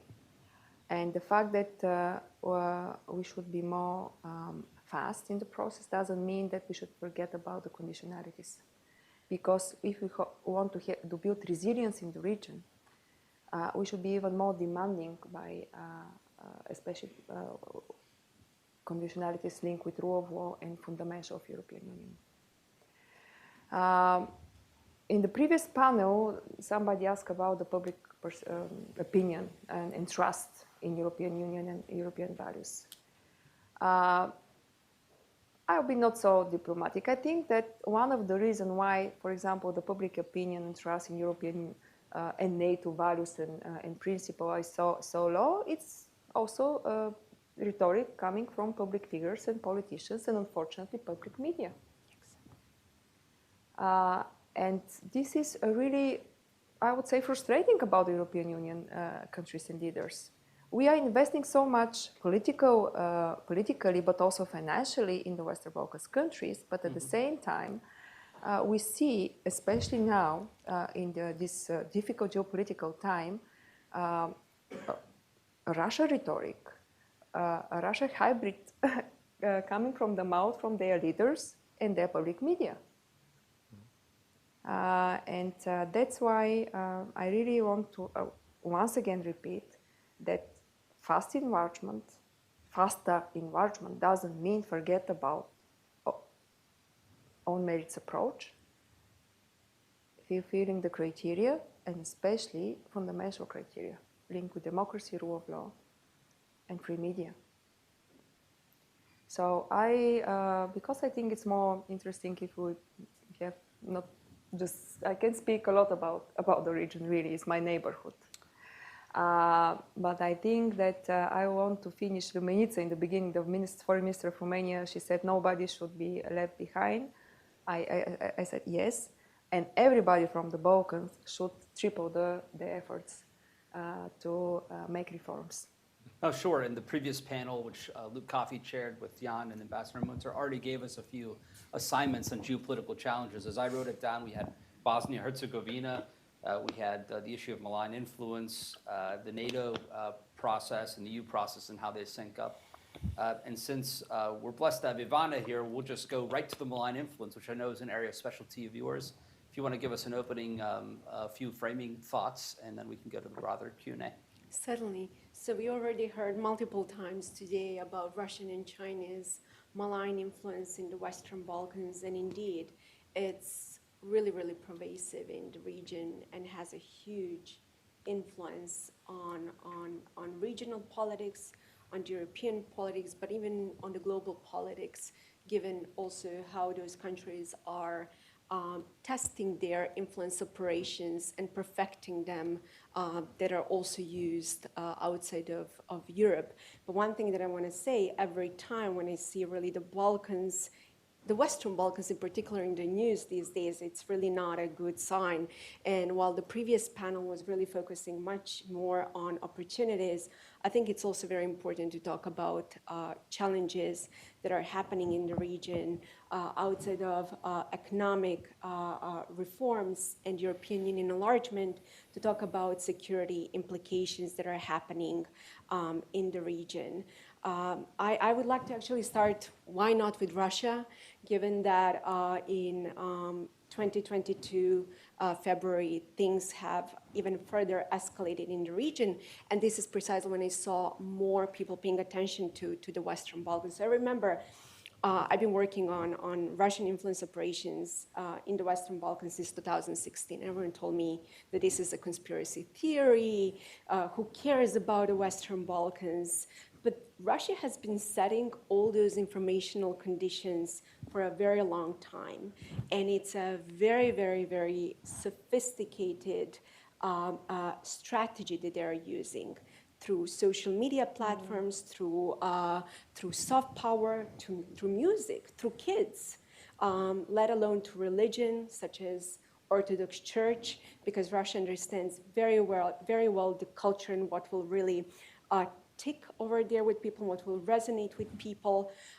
Russian really goal, what I like to say, is to tip the power of Europe at the expense of Russia in the region, to destabilize the region. And when people tell me here, no way that it is possible to see another conflict in the region, I invite everyone to read 1989 articles in the United States, who were also overly optimistic about the potential conflict in the region. And Russia has also been looking for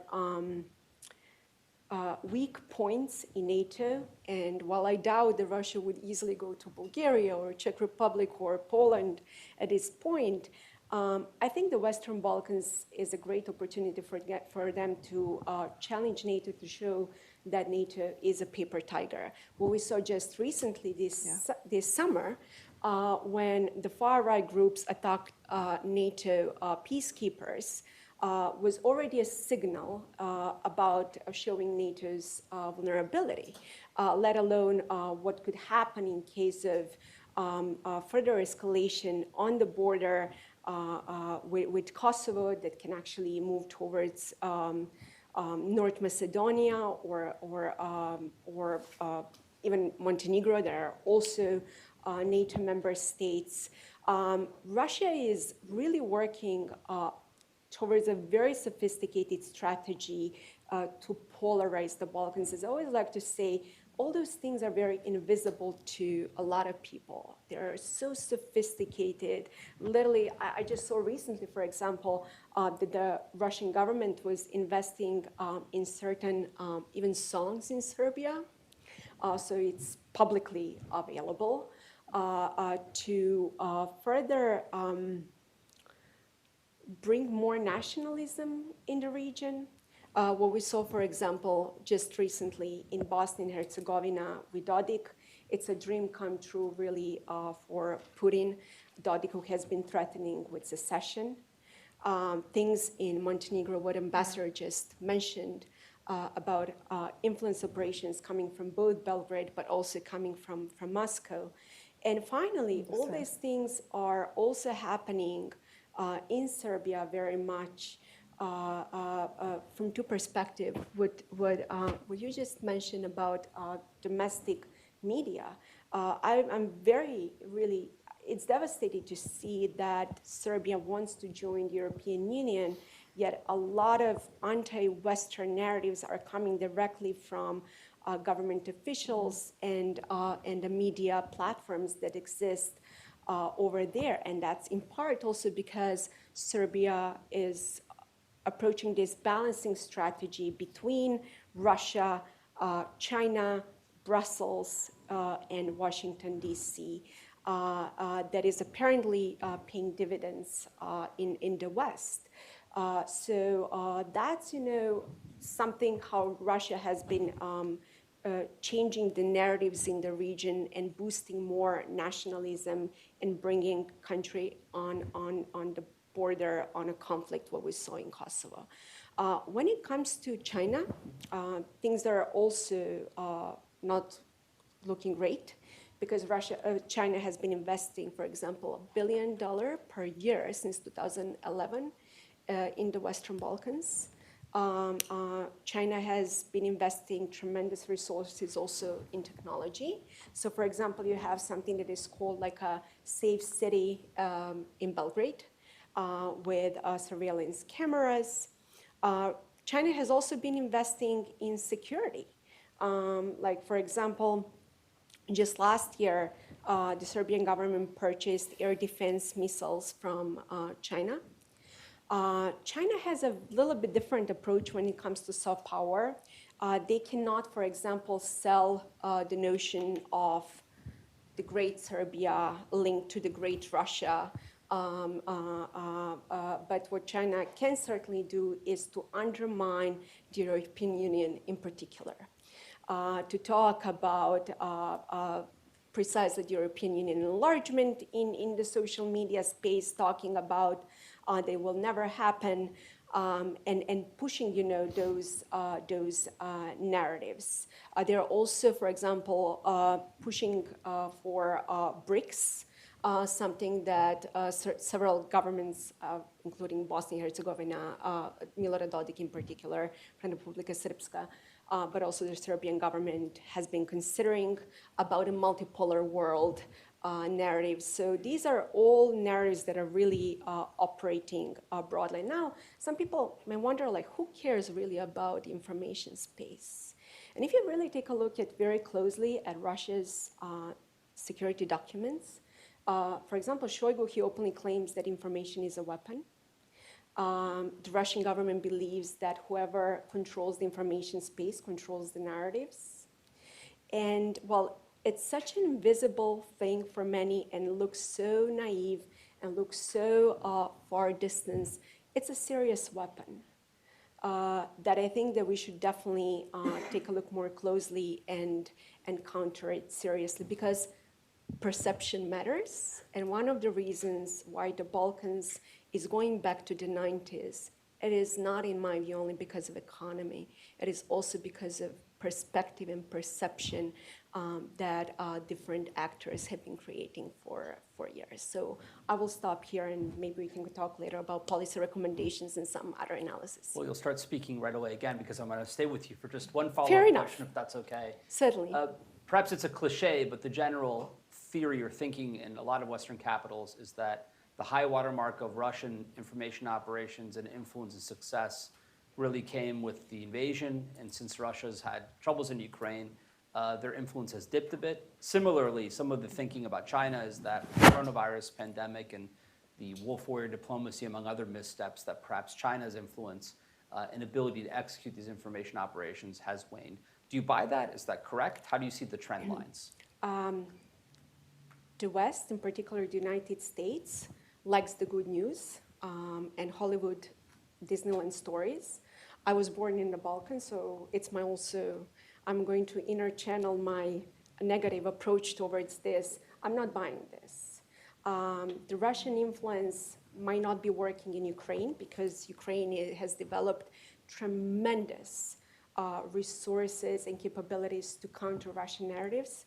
But the Russian influence in the global South is working very well, including in places such as Africa, Latin America, let alone in the Western Balkans. As a matter of fact, feel free to open any newspapers today. I don't want to say any, but a lot of newspapers, including North Macedonia, including Montenegro, including Serbia, including in Bosnia and Herzegovina, you will see a lot of narratives that are really shifting and replicating RT and Sputnik.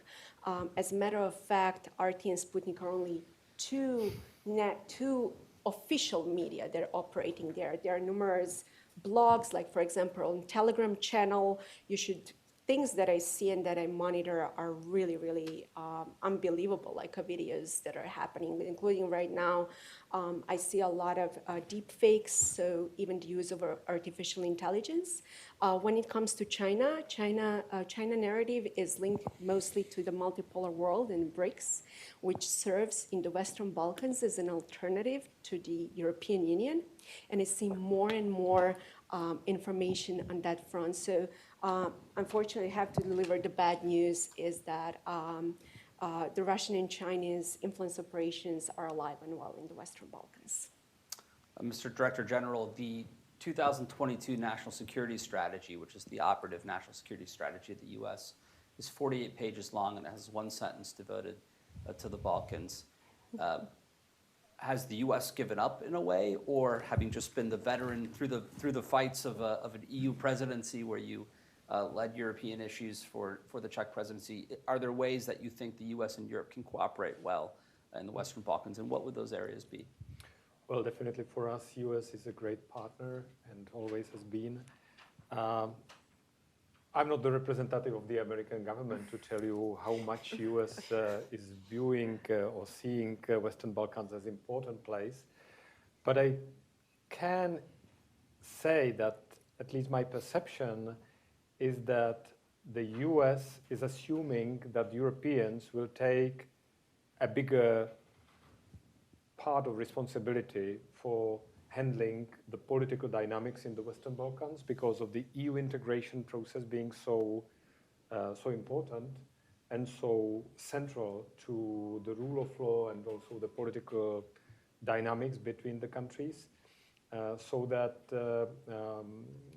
they are, for example, between the dynamics between Kosovo and Serbia. I think Miroslav Lajčák is maybe leading the process with a big help of the United States with Mr. Escobar. And so the two forces are very complementary, playing together, but I understand the message from American friends that maybe you will be leading and we will be helping you. That's my understanding. But I don't think that anyone who really understands European politics in this town underestimates the value of the Western Balkans in a bigger geopolitical game and also the, let's say, malign influence of Russia and so on. So we are on the same boat. One thing which is for me a little bit curious, and this is maybe the question mark to the audience in the Western Balkans. When we were, as Czechia, joining NATO, for us, coming back to the, let's say, community of values and so on, that was NATO, was a symbol. And then EU was something broader, something connected with economy, prosperity, etc. Of course, there was the value agenda. But for us, NATO was such a symbol. Now, in the Western Balkans, we're talking about North Macedonia, Montenegro, and Albania being members of NATO.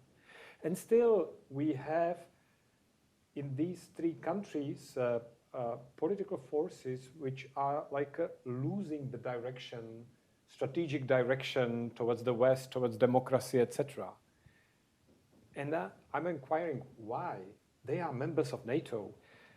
There was a senior politician I met recently from North Macedonia who was exactly speaking about BRICS, that there are some commentators and some political forces questioning whether North Macedonia should not go into BRICS since the EU is, there is a protracted long process which is not moving, so maybe BRICS would be the alternative.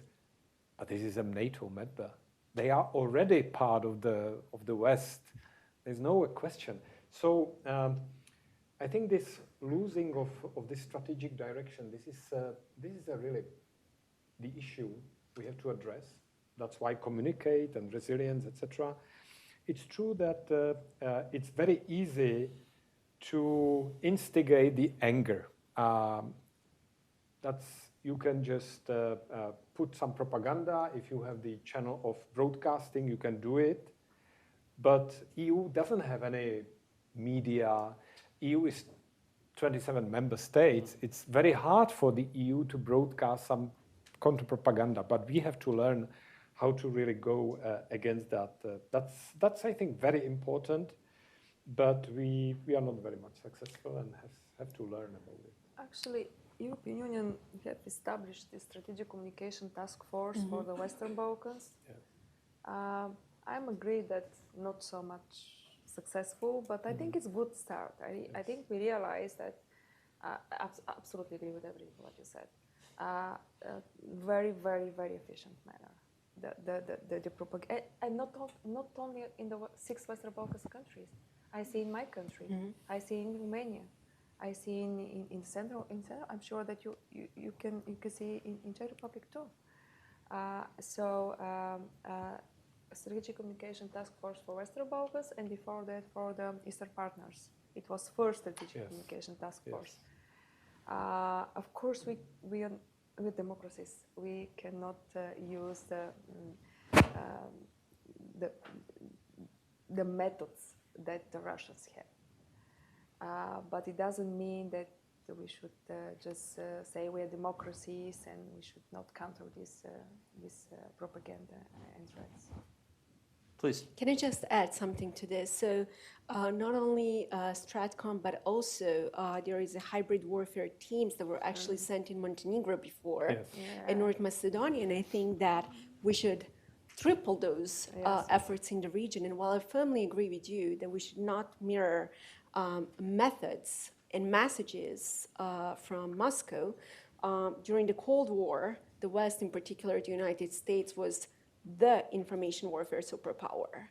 I was just during our lunch talking about American information operations and soft power efforts winning hearts and minds in all over Eastern Europe. And unfortunately now with the rise in nationalism, it will be very, very difficult to sell American jazz music and American modern art to win, hearts and minds in the Balkans. But nevertheless, I do believe that we should go on the offensive. That's number one thing, to spread the truth about the weakness of Russia and China.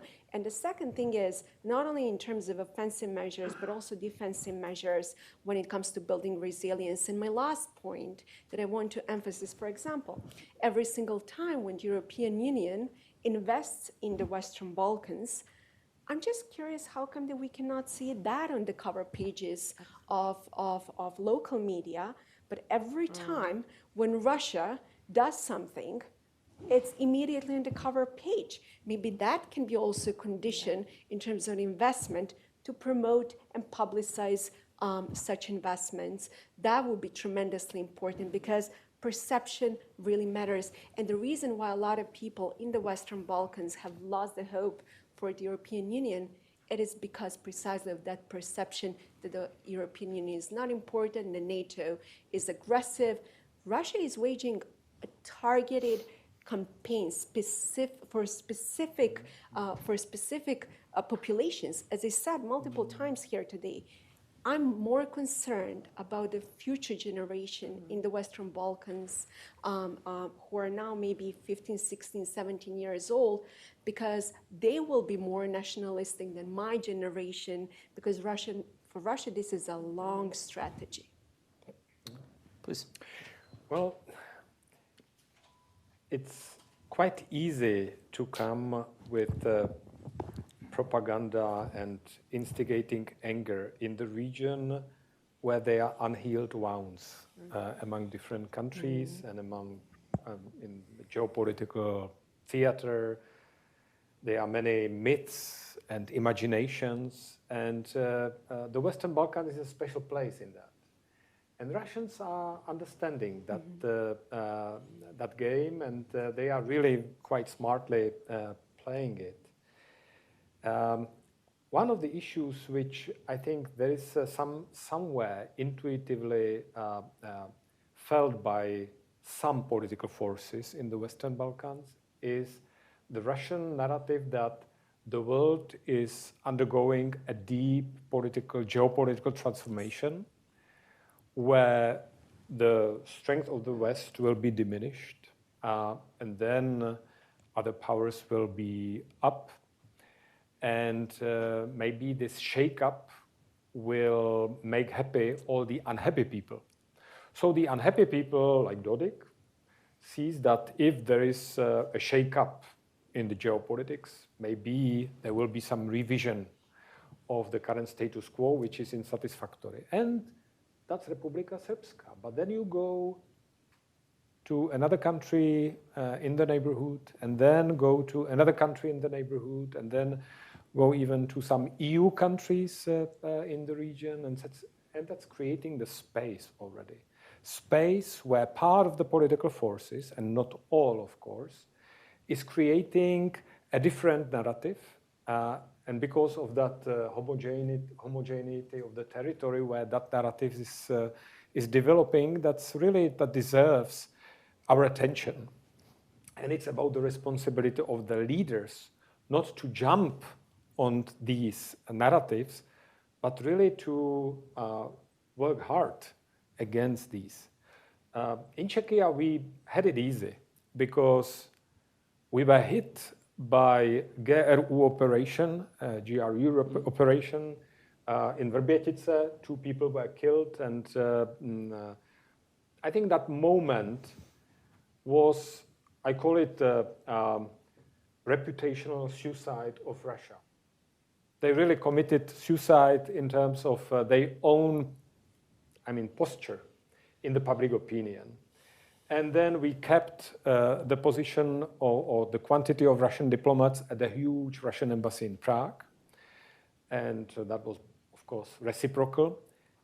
And then all these broadcasting and propaganda channels, which were numerous. I don't want to say that they stopped, but they are really marginal. They are really small.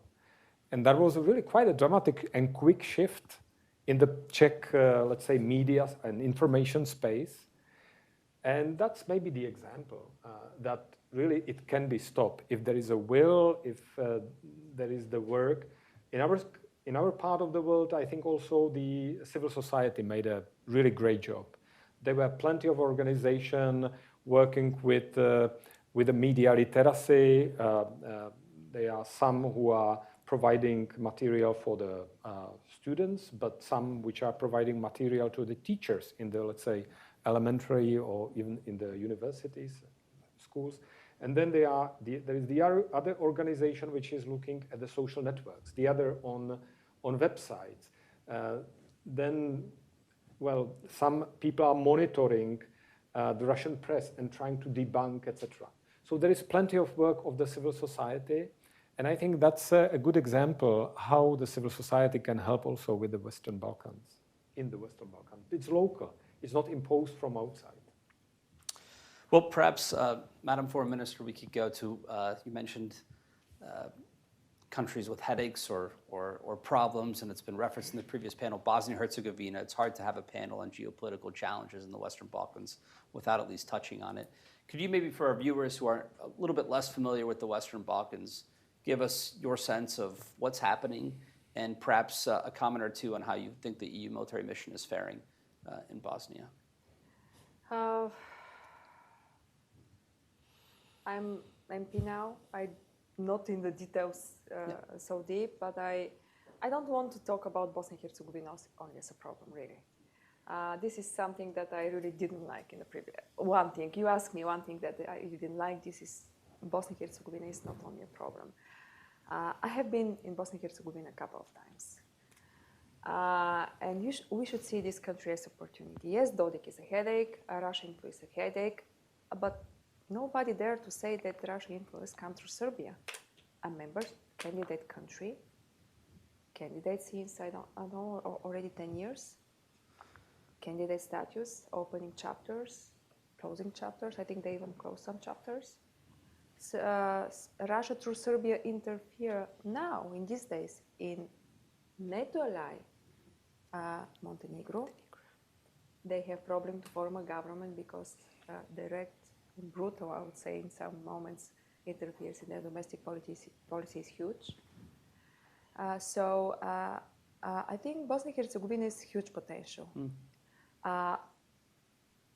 Sometimes we think that there's only headaches, but the war was 25 years ago, even less. And there's a huge pain in the people's heart. And still, they managed to create country, to work together and live together in peace. So it's a huge development there. And I see enormous potential, mainly in young people who are still there. And we should owe, because everybody was talking about Serbia, mainly North Macedonia, let's be frank, last couple of years, Bosnia-Herzegovina, not so much. So this is one of the mistakes that everybody in the Commission and European Union have done, including maybe some of us, and put more efforts to stabilize the country, which I'm sure that has a big potential. Because I really have been there a couple of times and see this. Yes, it's difficult. Republika Srpska and their leaders always was a problem, but it's not since the beginning of the war, of aggression in Ukraine. And so there's a huge potential. And we should not forget, not focus only on Serbia and Kosovo, when negotiations and opening chapters with North Macedonia and Albania will start, but also put more attention, and including here the administration in Washington on Bosnia-Herzegovina. And the bigger potential, again, because we were more focusing on the challenges, they are, but I think the bigger potential are the people. And to heal the problems that we have from the past, created most of them by Russia, actually. That's why they know the region. Not all of them, but most of them. It's to connect the people. Because connectivity, transport infrastructure in the region is awful. And this is, I think, one of the reasons why it's so difficult to connect the people, the young people. Because young people, when they meet, they don't care so much about the history, what was in the past, about the great leaders and the great states. So we should invest more in the infrastructure. There is no motorways, no railways. There's still no railway between Bulgaria and North Macedonia, Corridor 8, and Albania and North Macedonia. So we should invest in energy connectivity, in transport connectivity, and digital connectivity. I think it's a crucial importance also to tackle the problem with the Russian influence.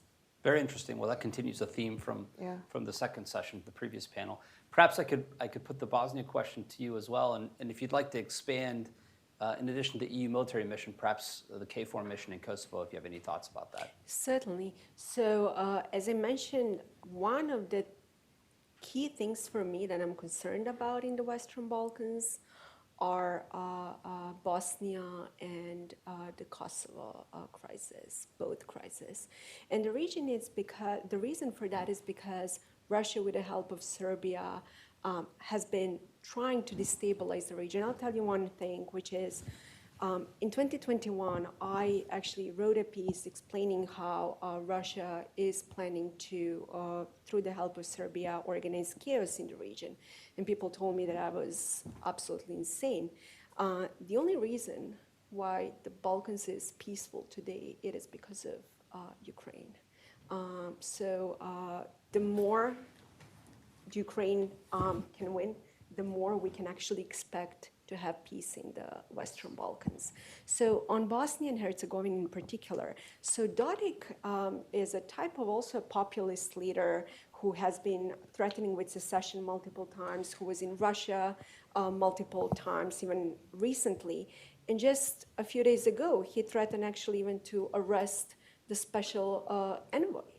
And the first thing that the special envoy did, he actually canceled his meeting, and he didn't even go to Republika Srpska, which created additional, problems in the region. And weakness emboldens authoritarian leaders.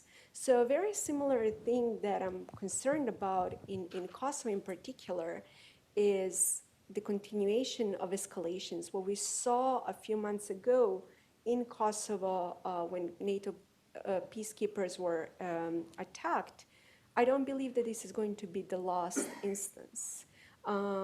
Russia, with the help of Serbia, will continue to boost such narratives and to boost nationalism in the far-right groups, to continue to challenge NATO and European Union to show that both NATO and European Union are paper tigers.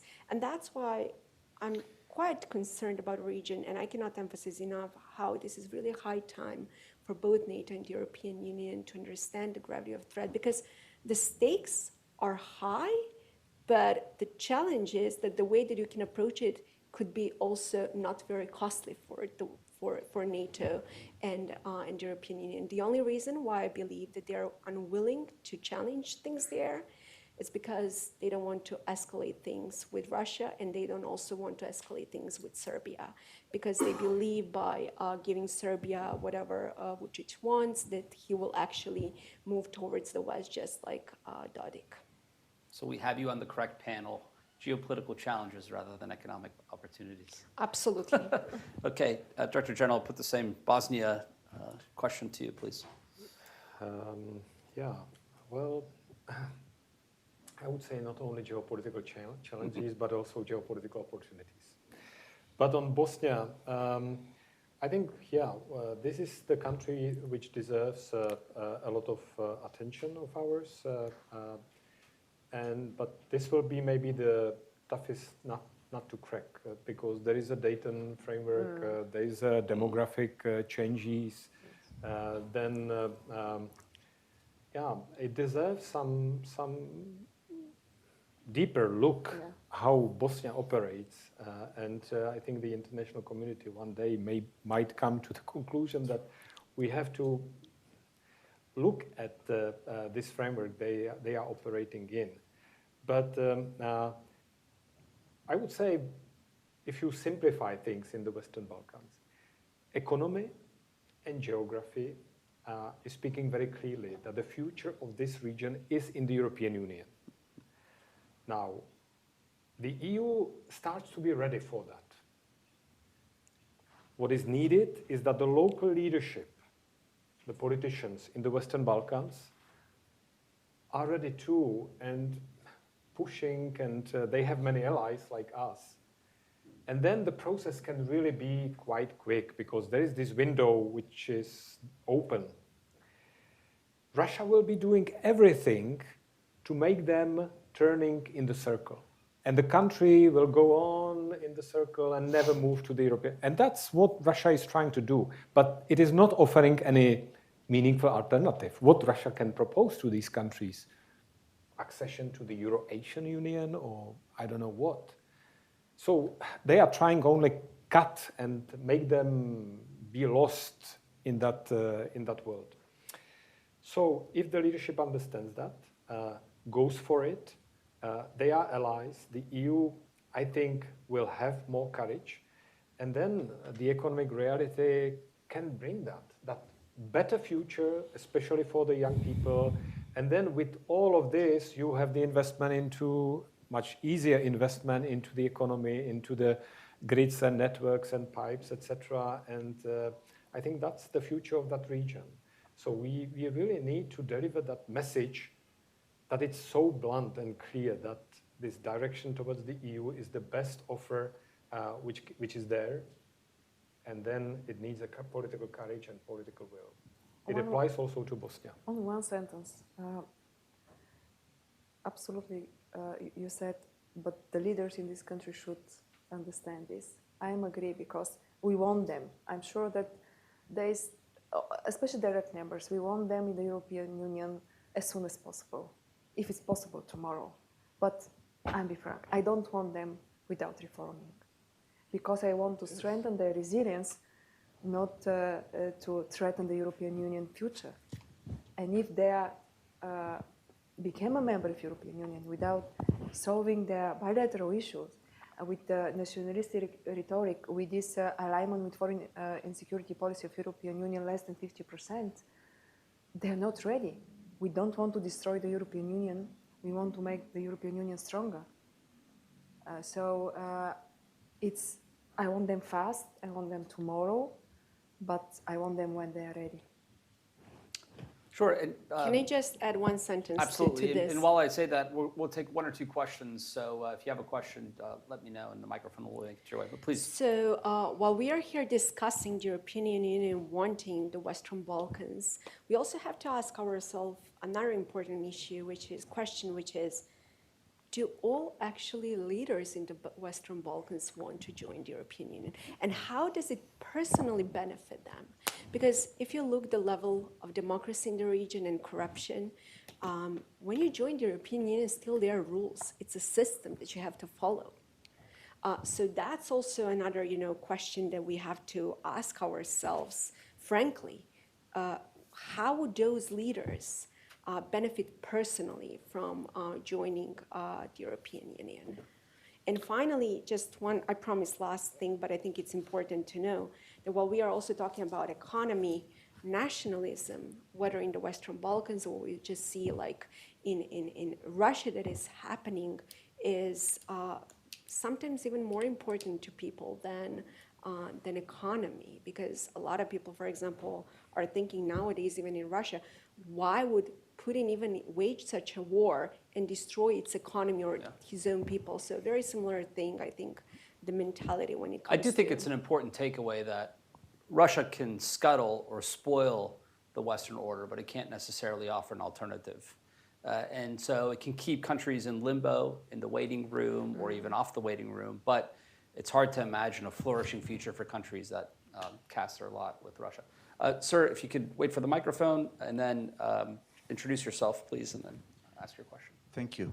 My name is Ensar Eminovic. I am a Minister Counselor and Deputy Chief of Mission at the Embassy of Bosnia and Herzegovina here in Washington, D.C. I'm a new kid in the block. I just arrived and assumed my duties 2 days ago. So this is my first conference or public event, I would say, in Washington, D.C. Thank you very much for your perspectives, and congratulations on the speakers. They've really shown very deep knowledge of the Western Balkans and so on. And my question is, of course, related to Bosnia.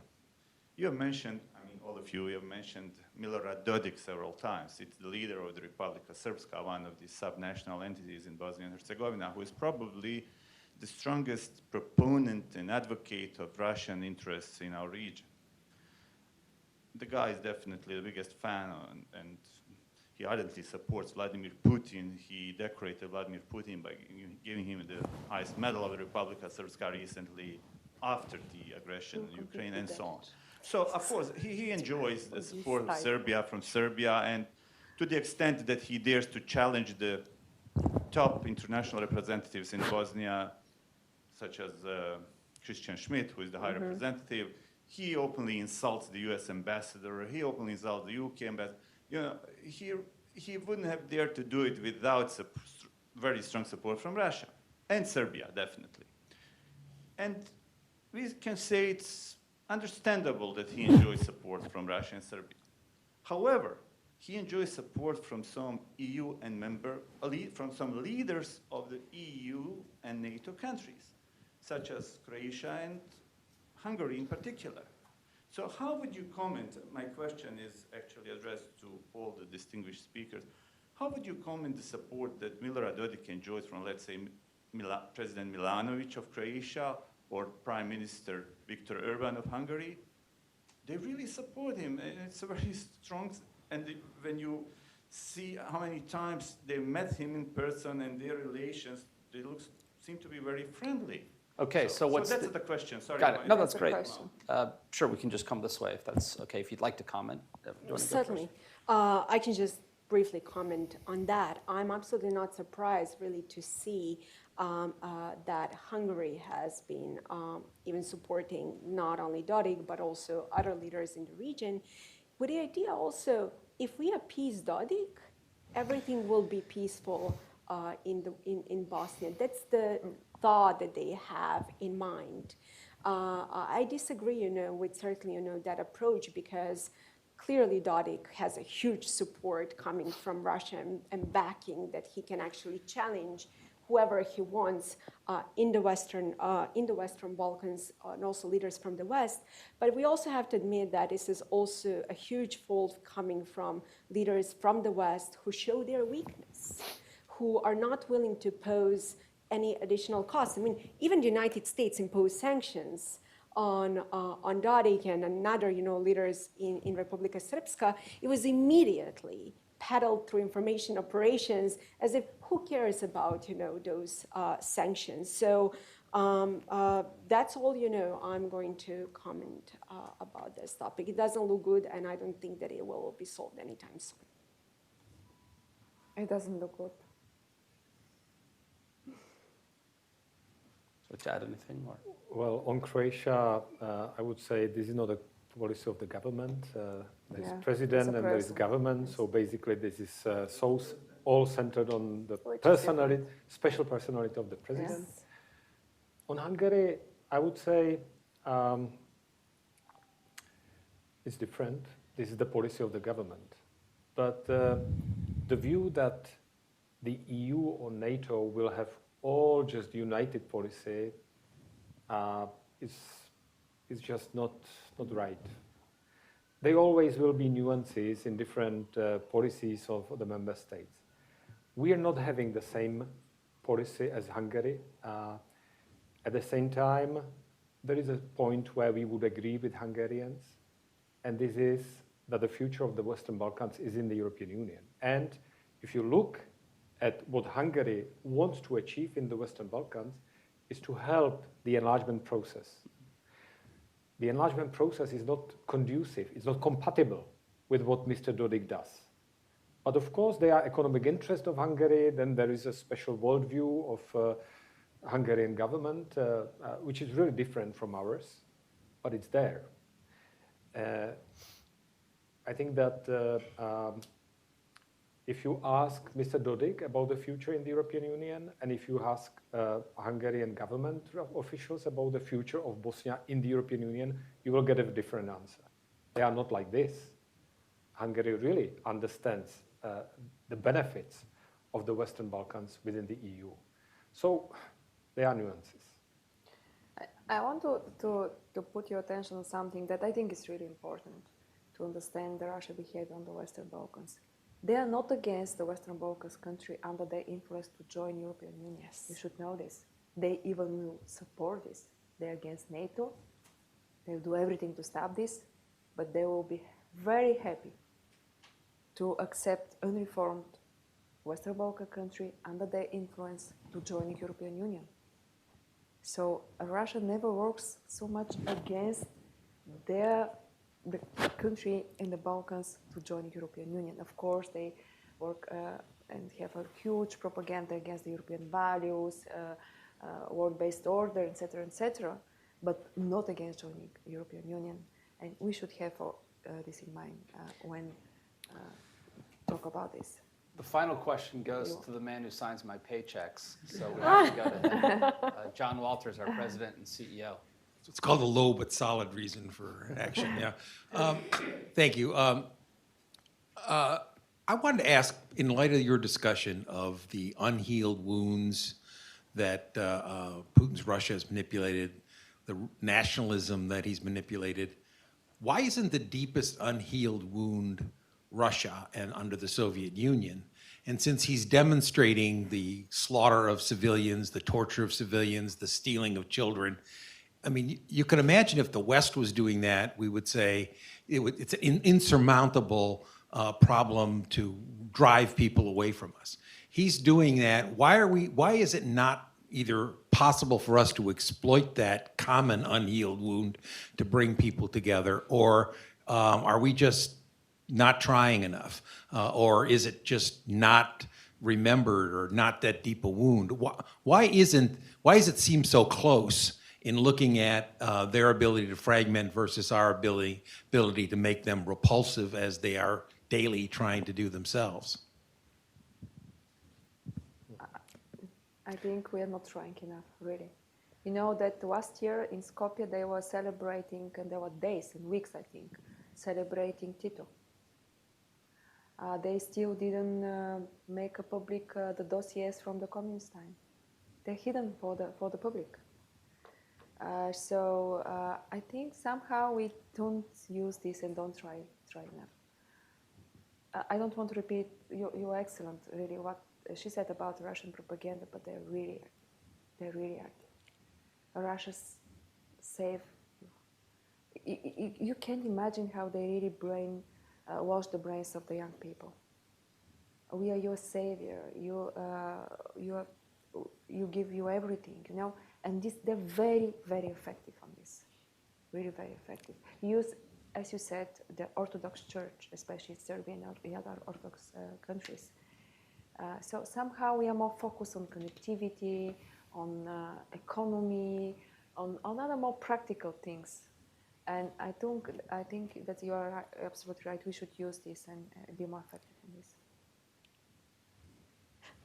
So, for example, when the Russian full-scale invasion started, on the same day in Serbia, the cover page was that actually Ukraine attacked Russia. Yeah. So that was the cover page of a very popular media in Serbia. Even though it's like a propaganda. But then, for example, what you just mentioned about war crimes, people don't see that. People who support Russia, they don't see that in their information space. What they see, for example, is Nazi Ukraine who is fighting Russia. They see biolabs. There is actually immediately when there was a disinformation campaign about the United States operating biolabs, and where we can all here laugh about those disinformation campaigns that we even train migratory birds and drones. Actually, the Russian government immediately on the Facebook page of Bosnia and Herzegovina actually posted that thing. And for example, I'll just give you another example. A lot of people in Serbia still are very sensitive to 1999 NATO intervention.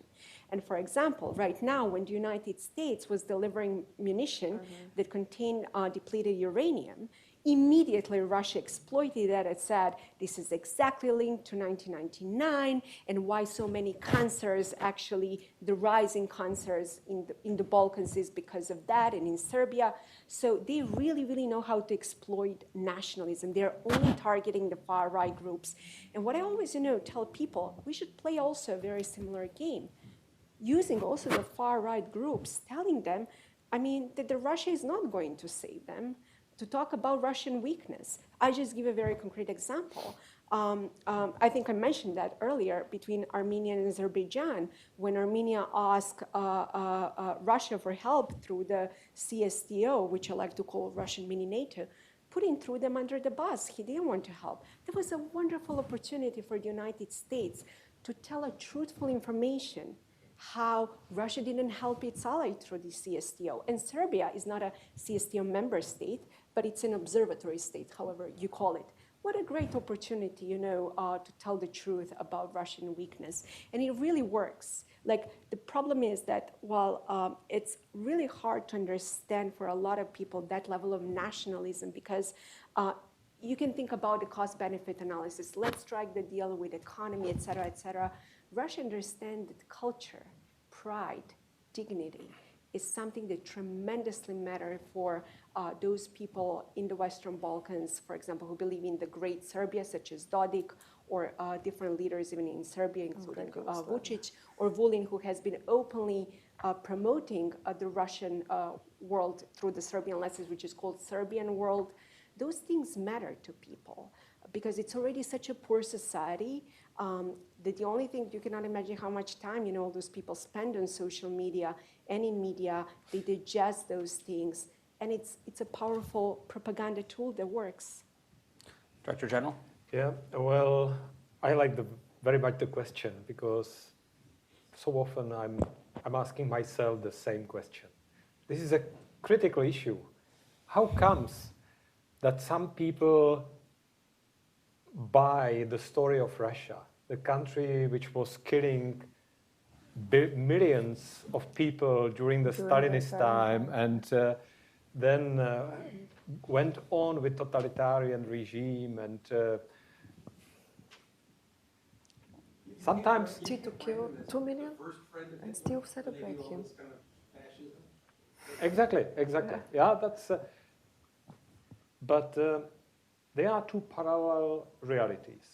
One is ours, where we studied archives. We saw orders for killing this and that guy, which was not comfortable, etc. And then there is a history written by reality.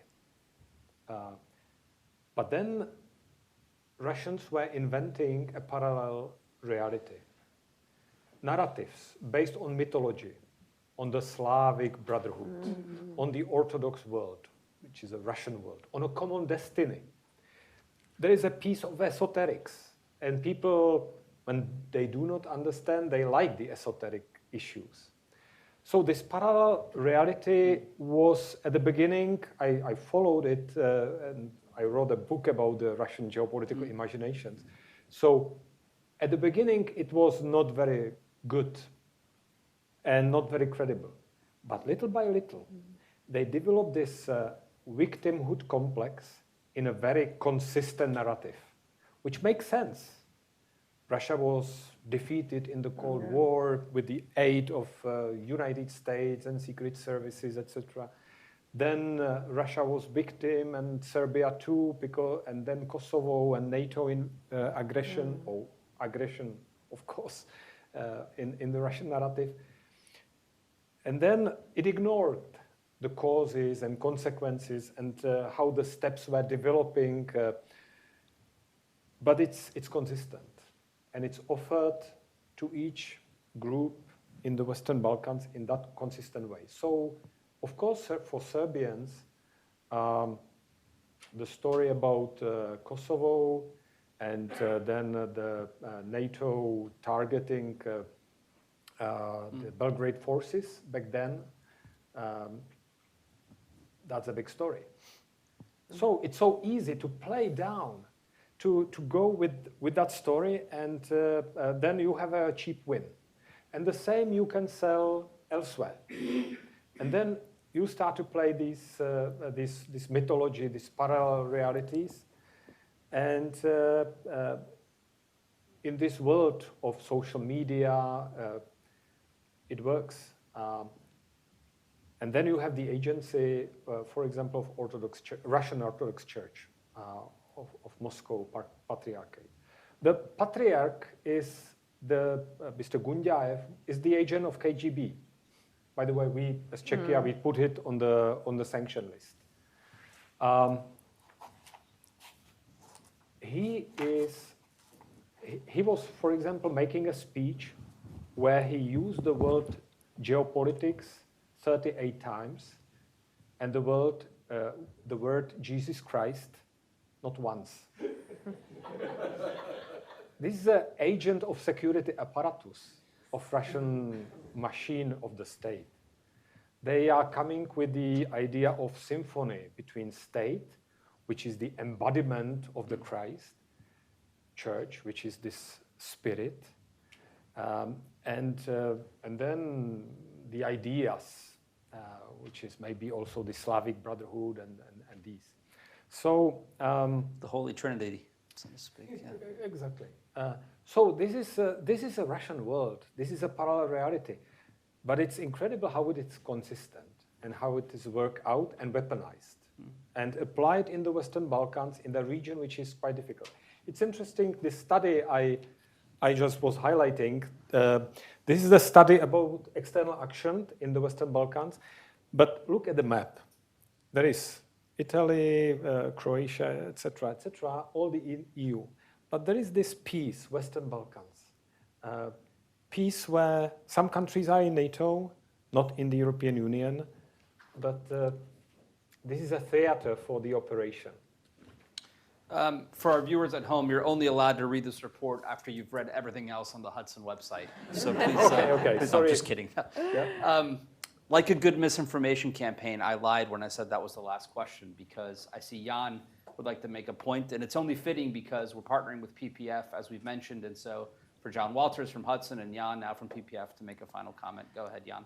No, I think the most important bullet point that I heard is from Ivana, and we debated during lunch and now again. We are bad in marketing. As the Western guys, we are bad in marketing because we are not putting on newspapers every single investment like Chinese are doing or Russians. And then there is this, as Yaroslav said, this alternative reality that is becoming basically our confirmation bias. Because I was just looking during your speech, Ivana, on World Bank data. China and Serbia, 6% of international investments. Number one, Czech Republic, then Germans, then Italians, then France, then United States of America. But we are not talking about it. And the same in new investments last 5 years. Yes, Chinese are going up. But still, 77% of foreign direct investments into Serbia last 5 years is European Union. And we don't talk about it. And that's a problem. And we are not able, and yes, those of you who are from European Union, when you take EU money, you need to do some billboard or something. But marketing doesn't work these days like this. You need to have a social media, you need to go online. And this kind of messaging, we used to be effective in Cold War, Radio Free Europe, Radio Liberty. And maybe somebody, and this is not the role of business, this is the role of the governments and institutions, somebody needs to come with smart marketing and PR. Otherwise, we will be losing, despite the fact that it's our money in Serbia, not Russians or Chinese. So that's, I think, and I'm really thinking about what you are talking, Ivana, that we need somehow to bridge this. Otherwise, we will be losing also as a business. Well, thanks, Jan, and thanks to all of you at home for watching this program. As the Foreign Minister mentioned earlier today, this is a mini conference, as it were, on the Balkans in anticipation of an even larger conference we're hosting tomorrow, the Hudson Central and Eastern Europe Strategy Summit. It's the inaugural iteration of it. You'll also be able to catch that online, so we're letting you off 12 minutes early so that you can get up early tomorrow and catch us at hudson.org at 10 a.m. when the proceedings begin. Mr. Director General, Madam Foreign Minister, Ivana, thank you so much for honoring us with your presence and your insights on the Western Balkans. It's been a great deal of fun, and I hope you've enjoyed it as well.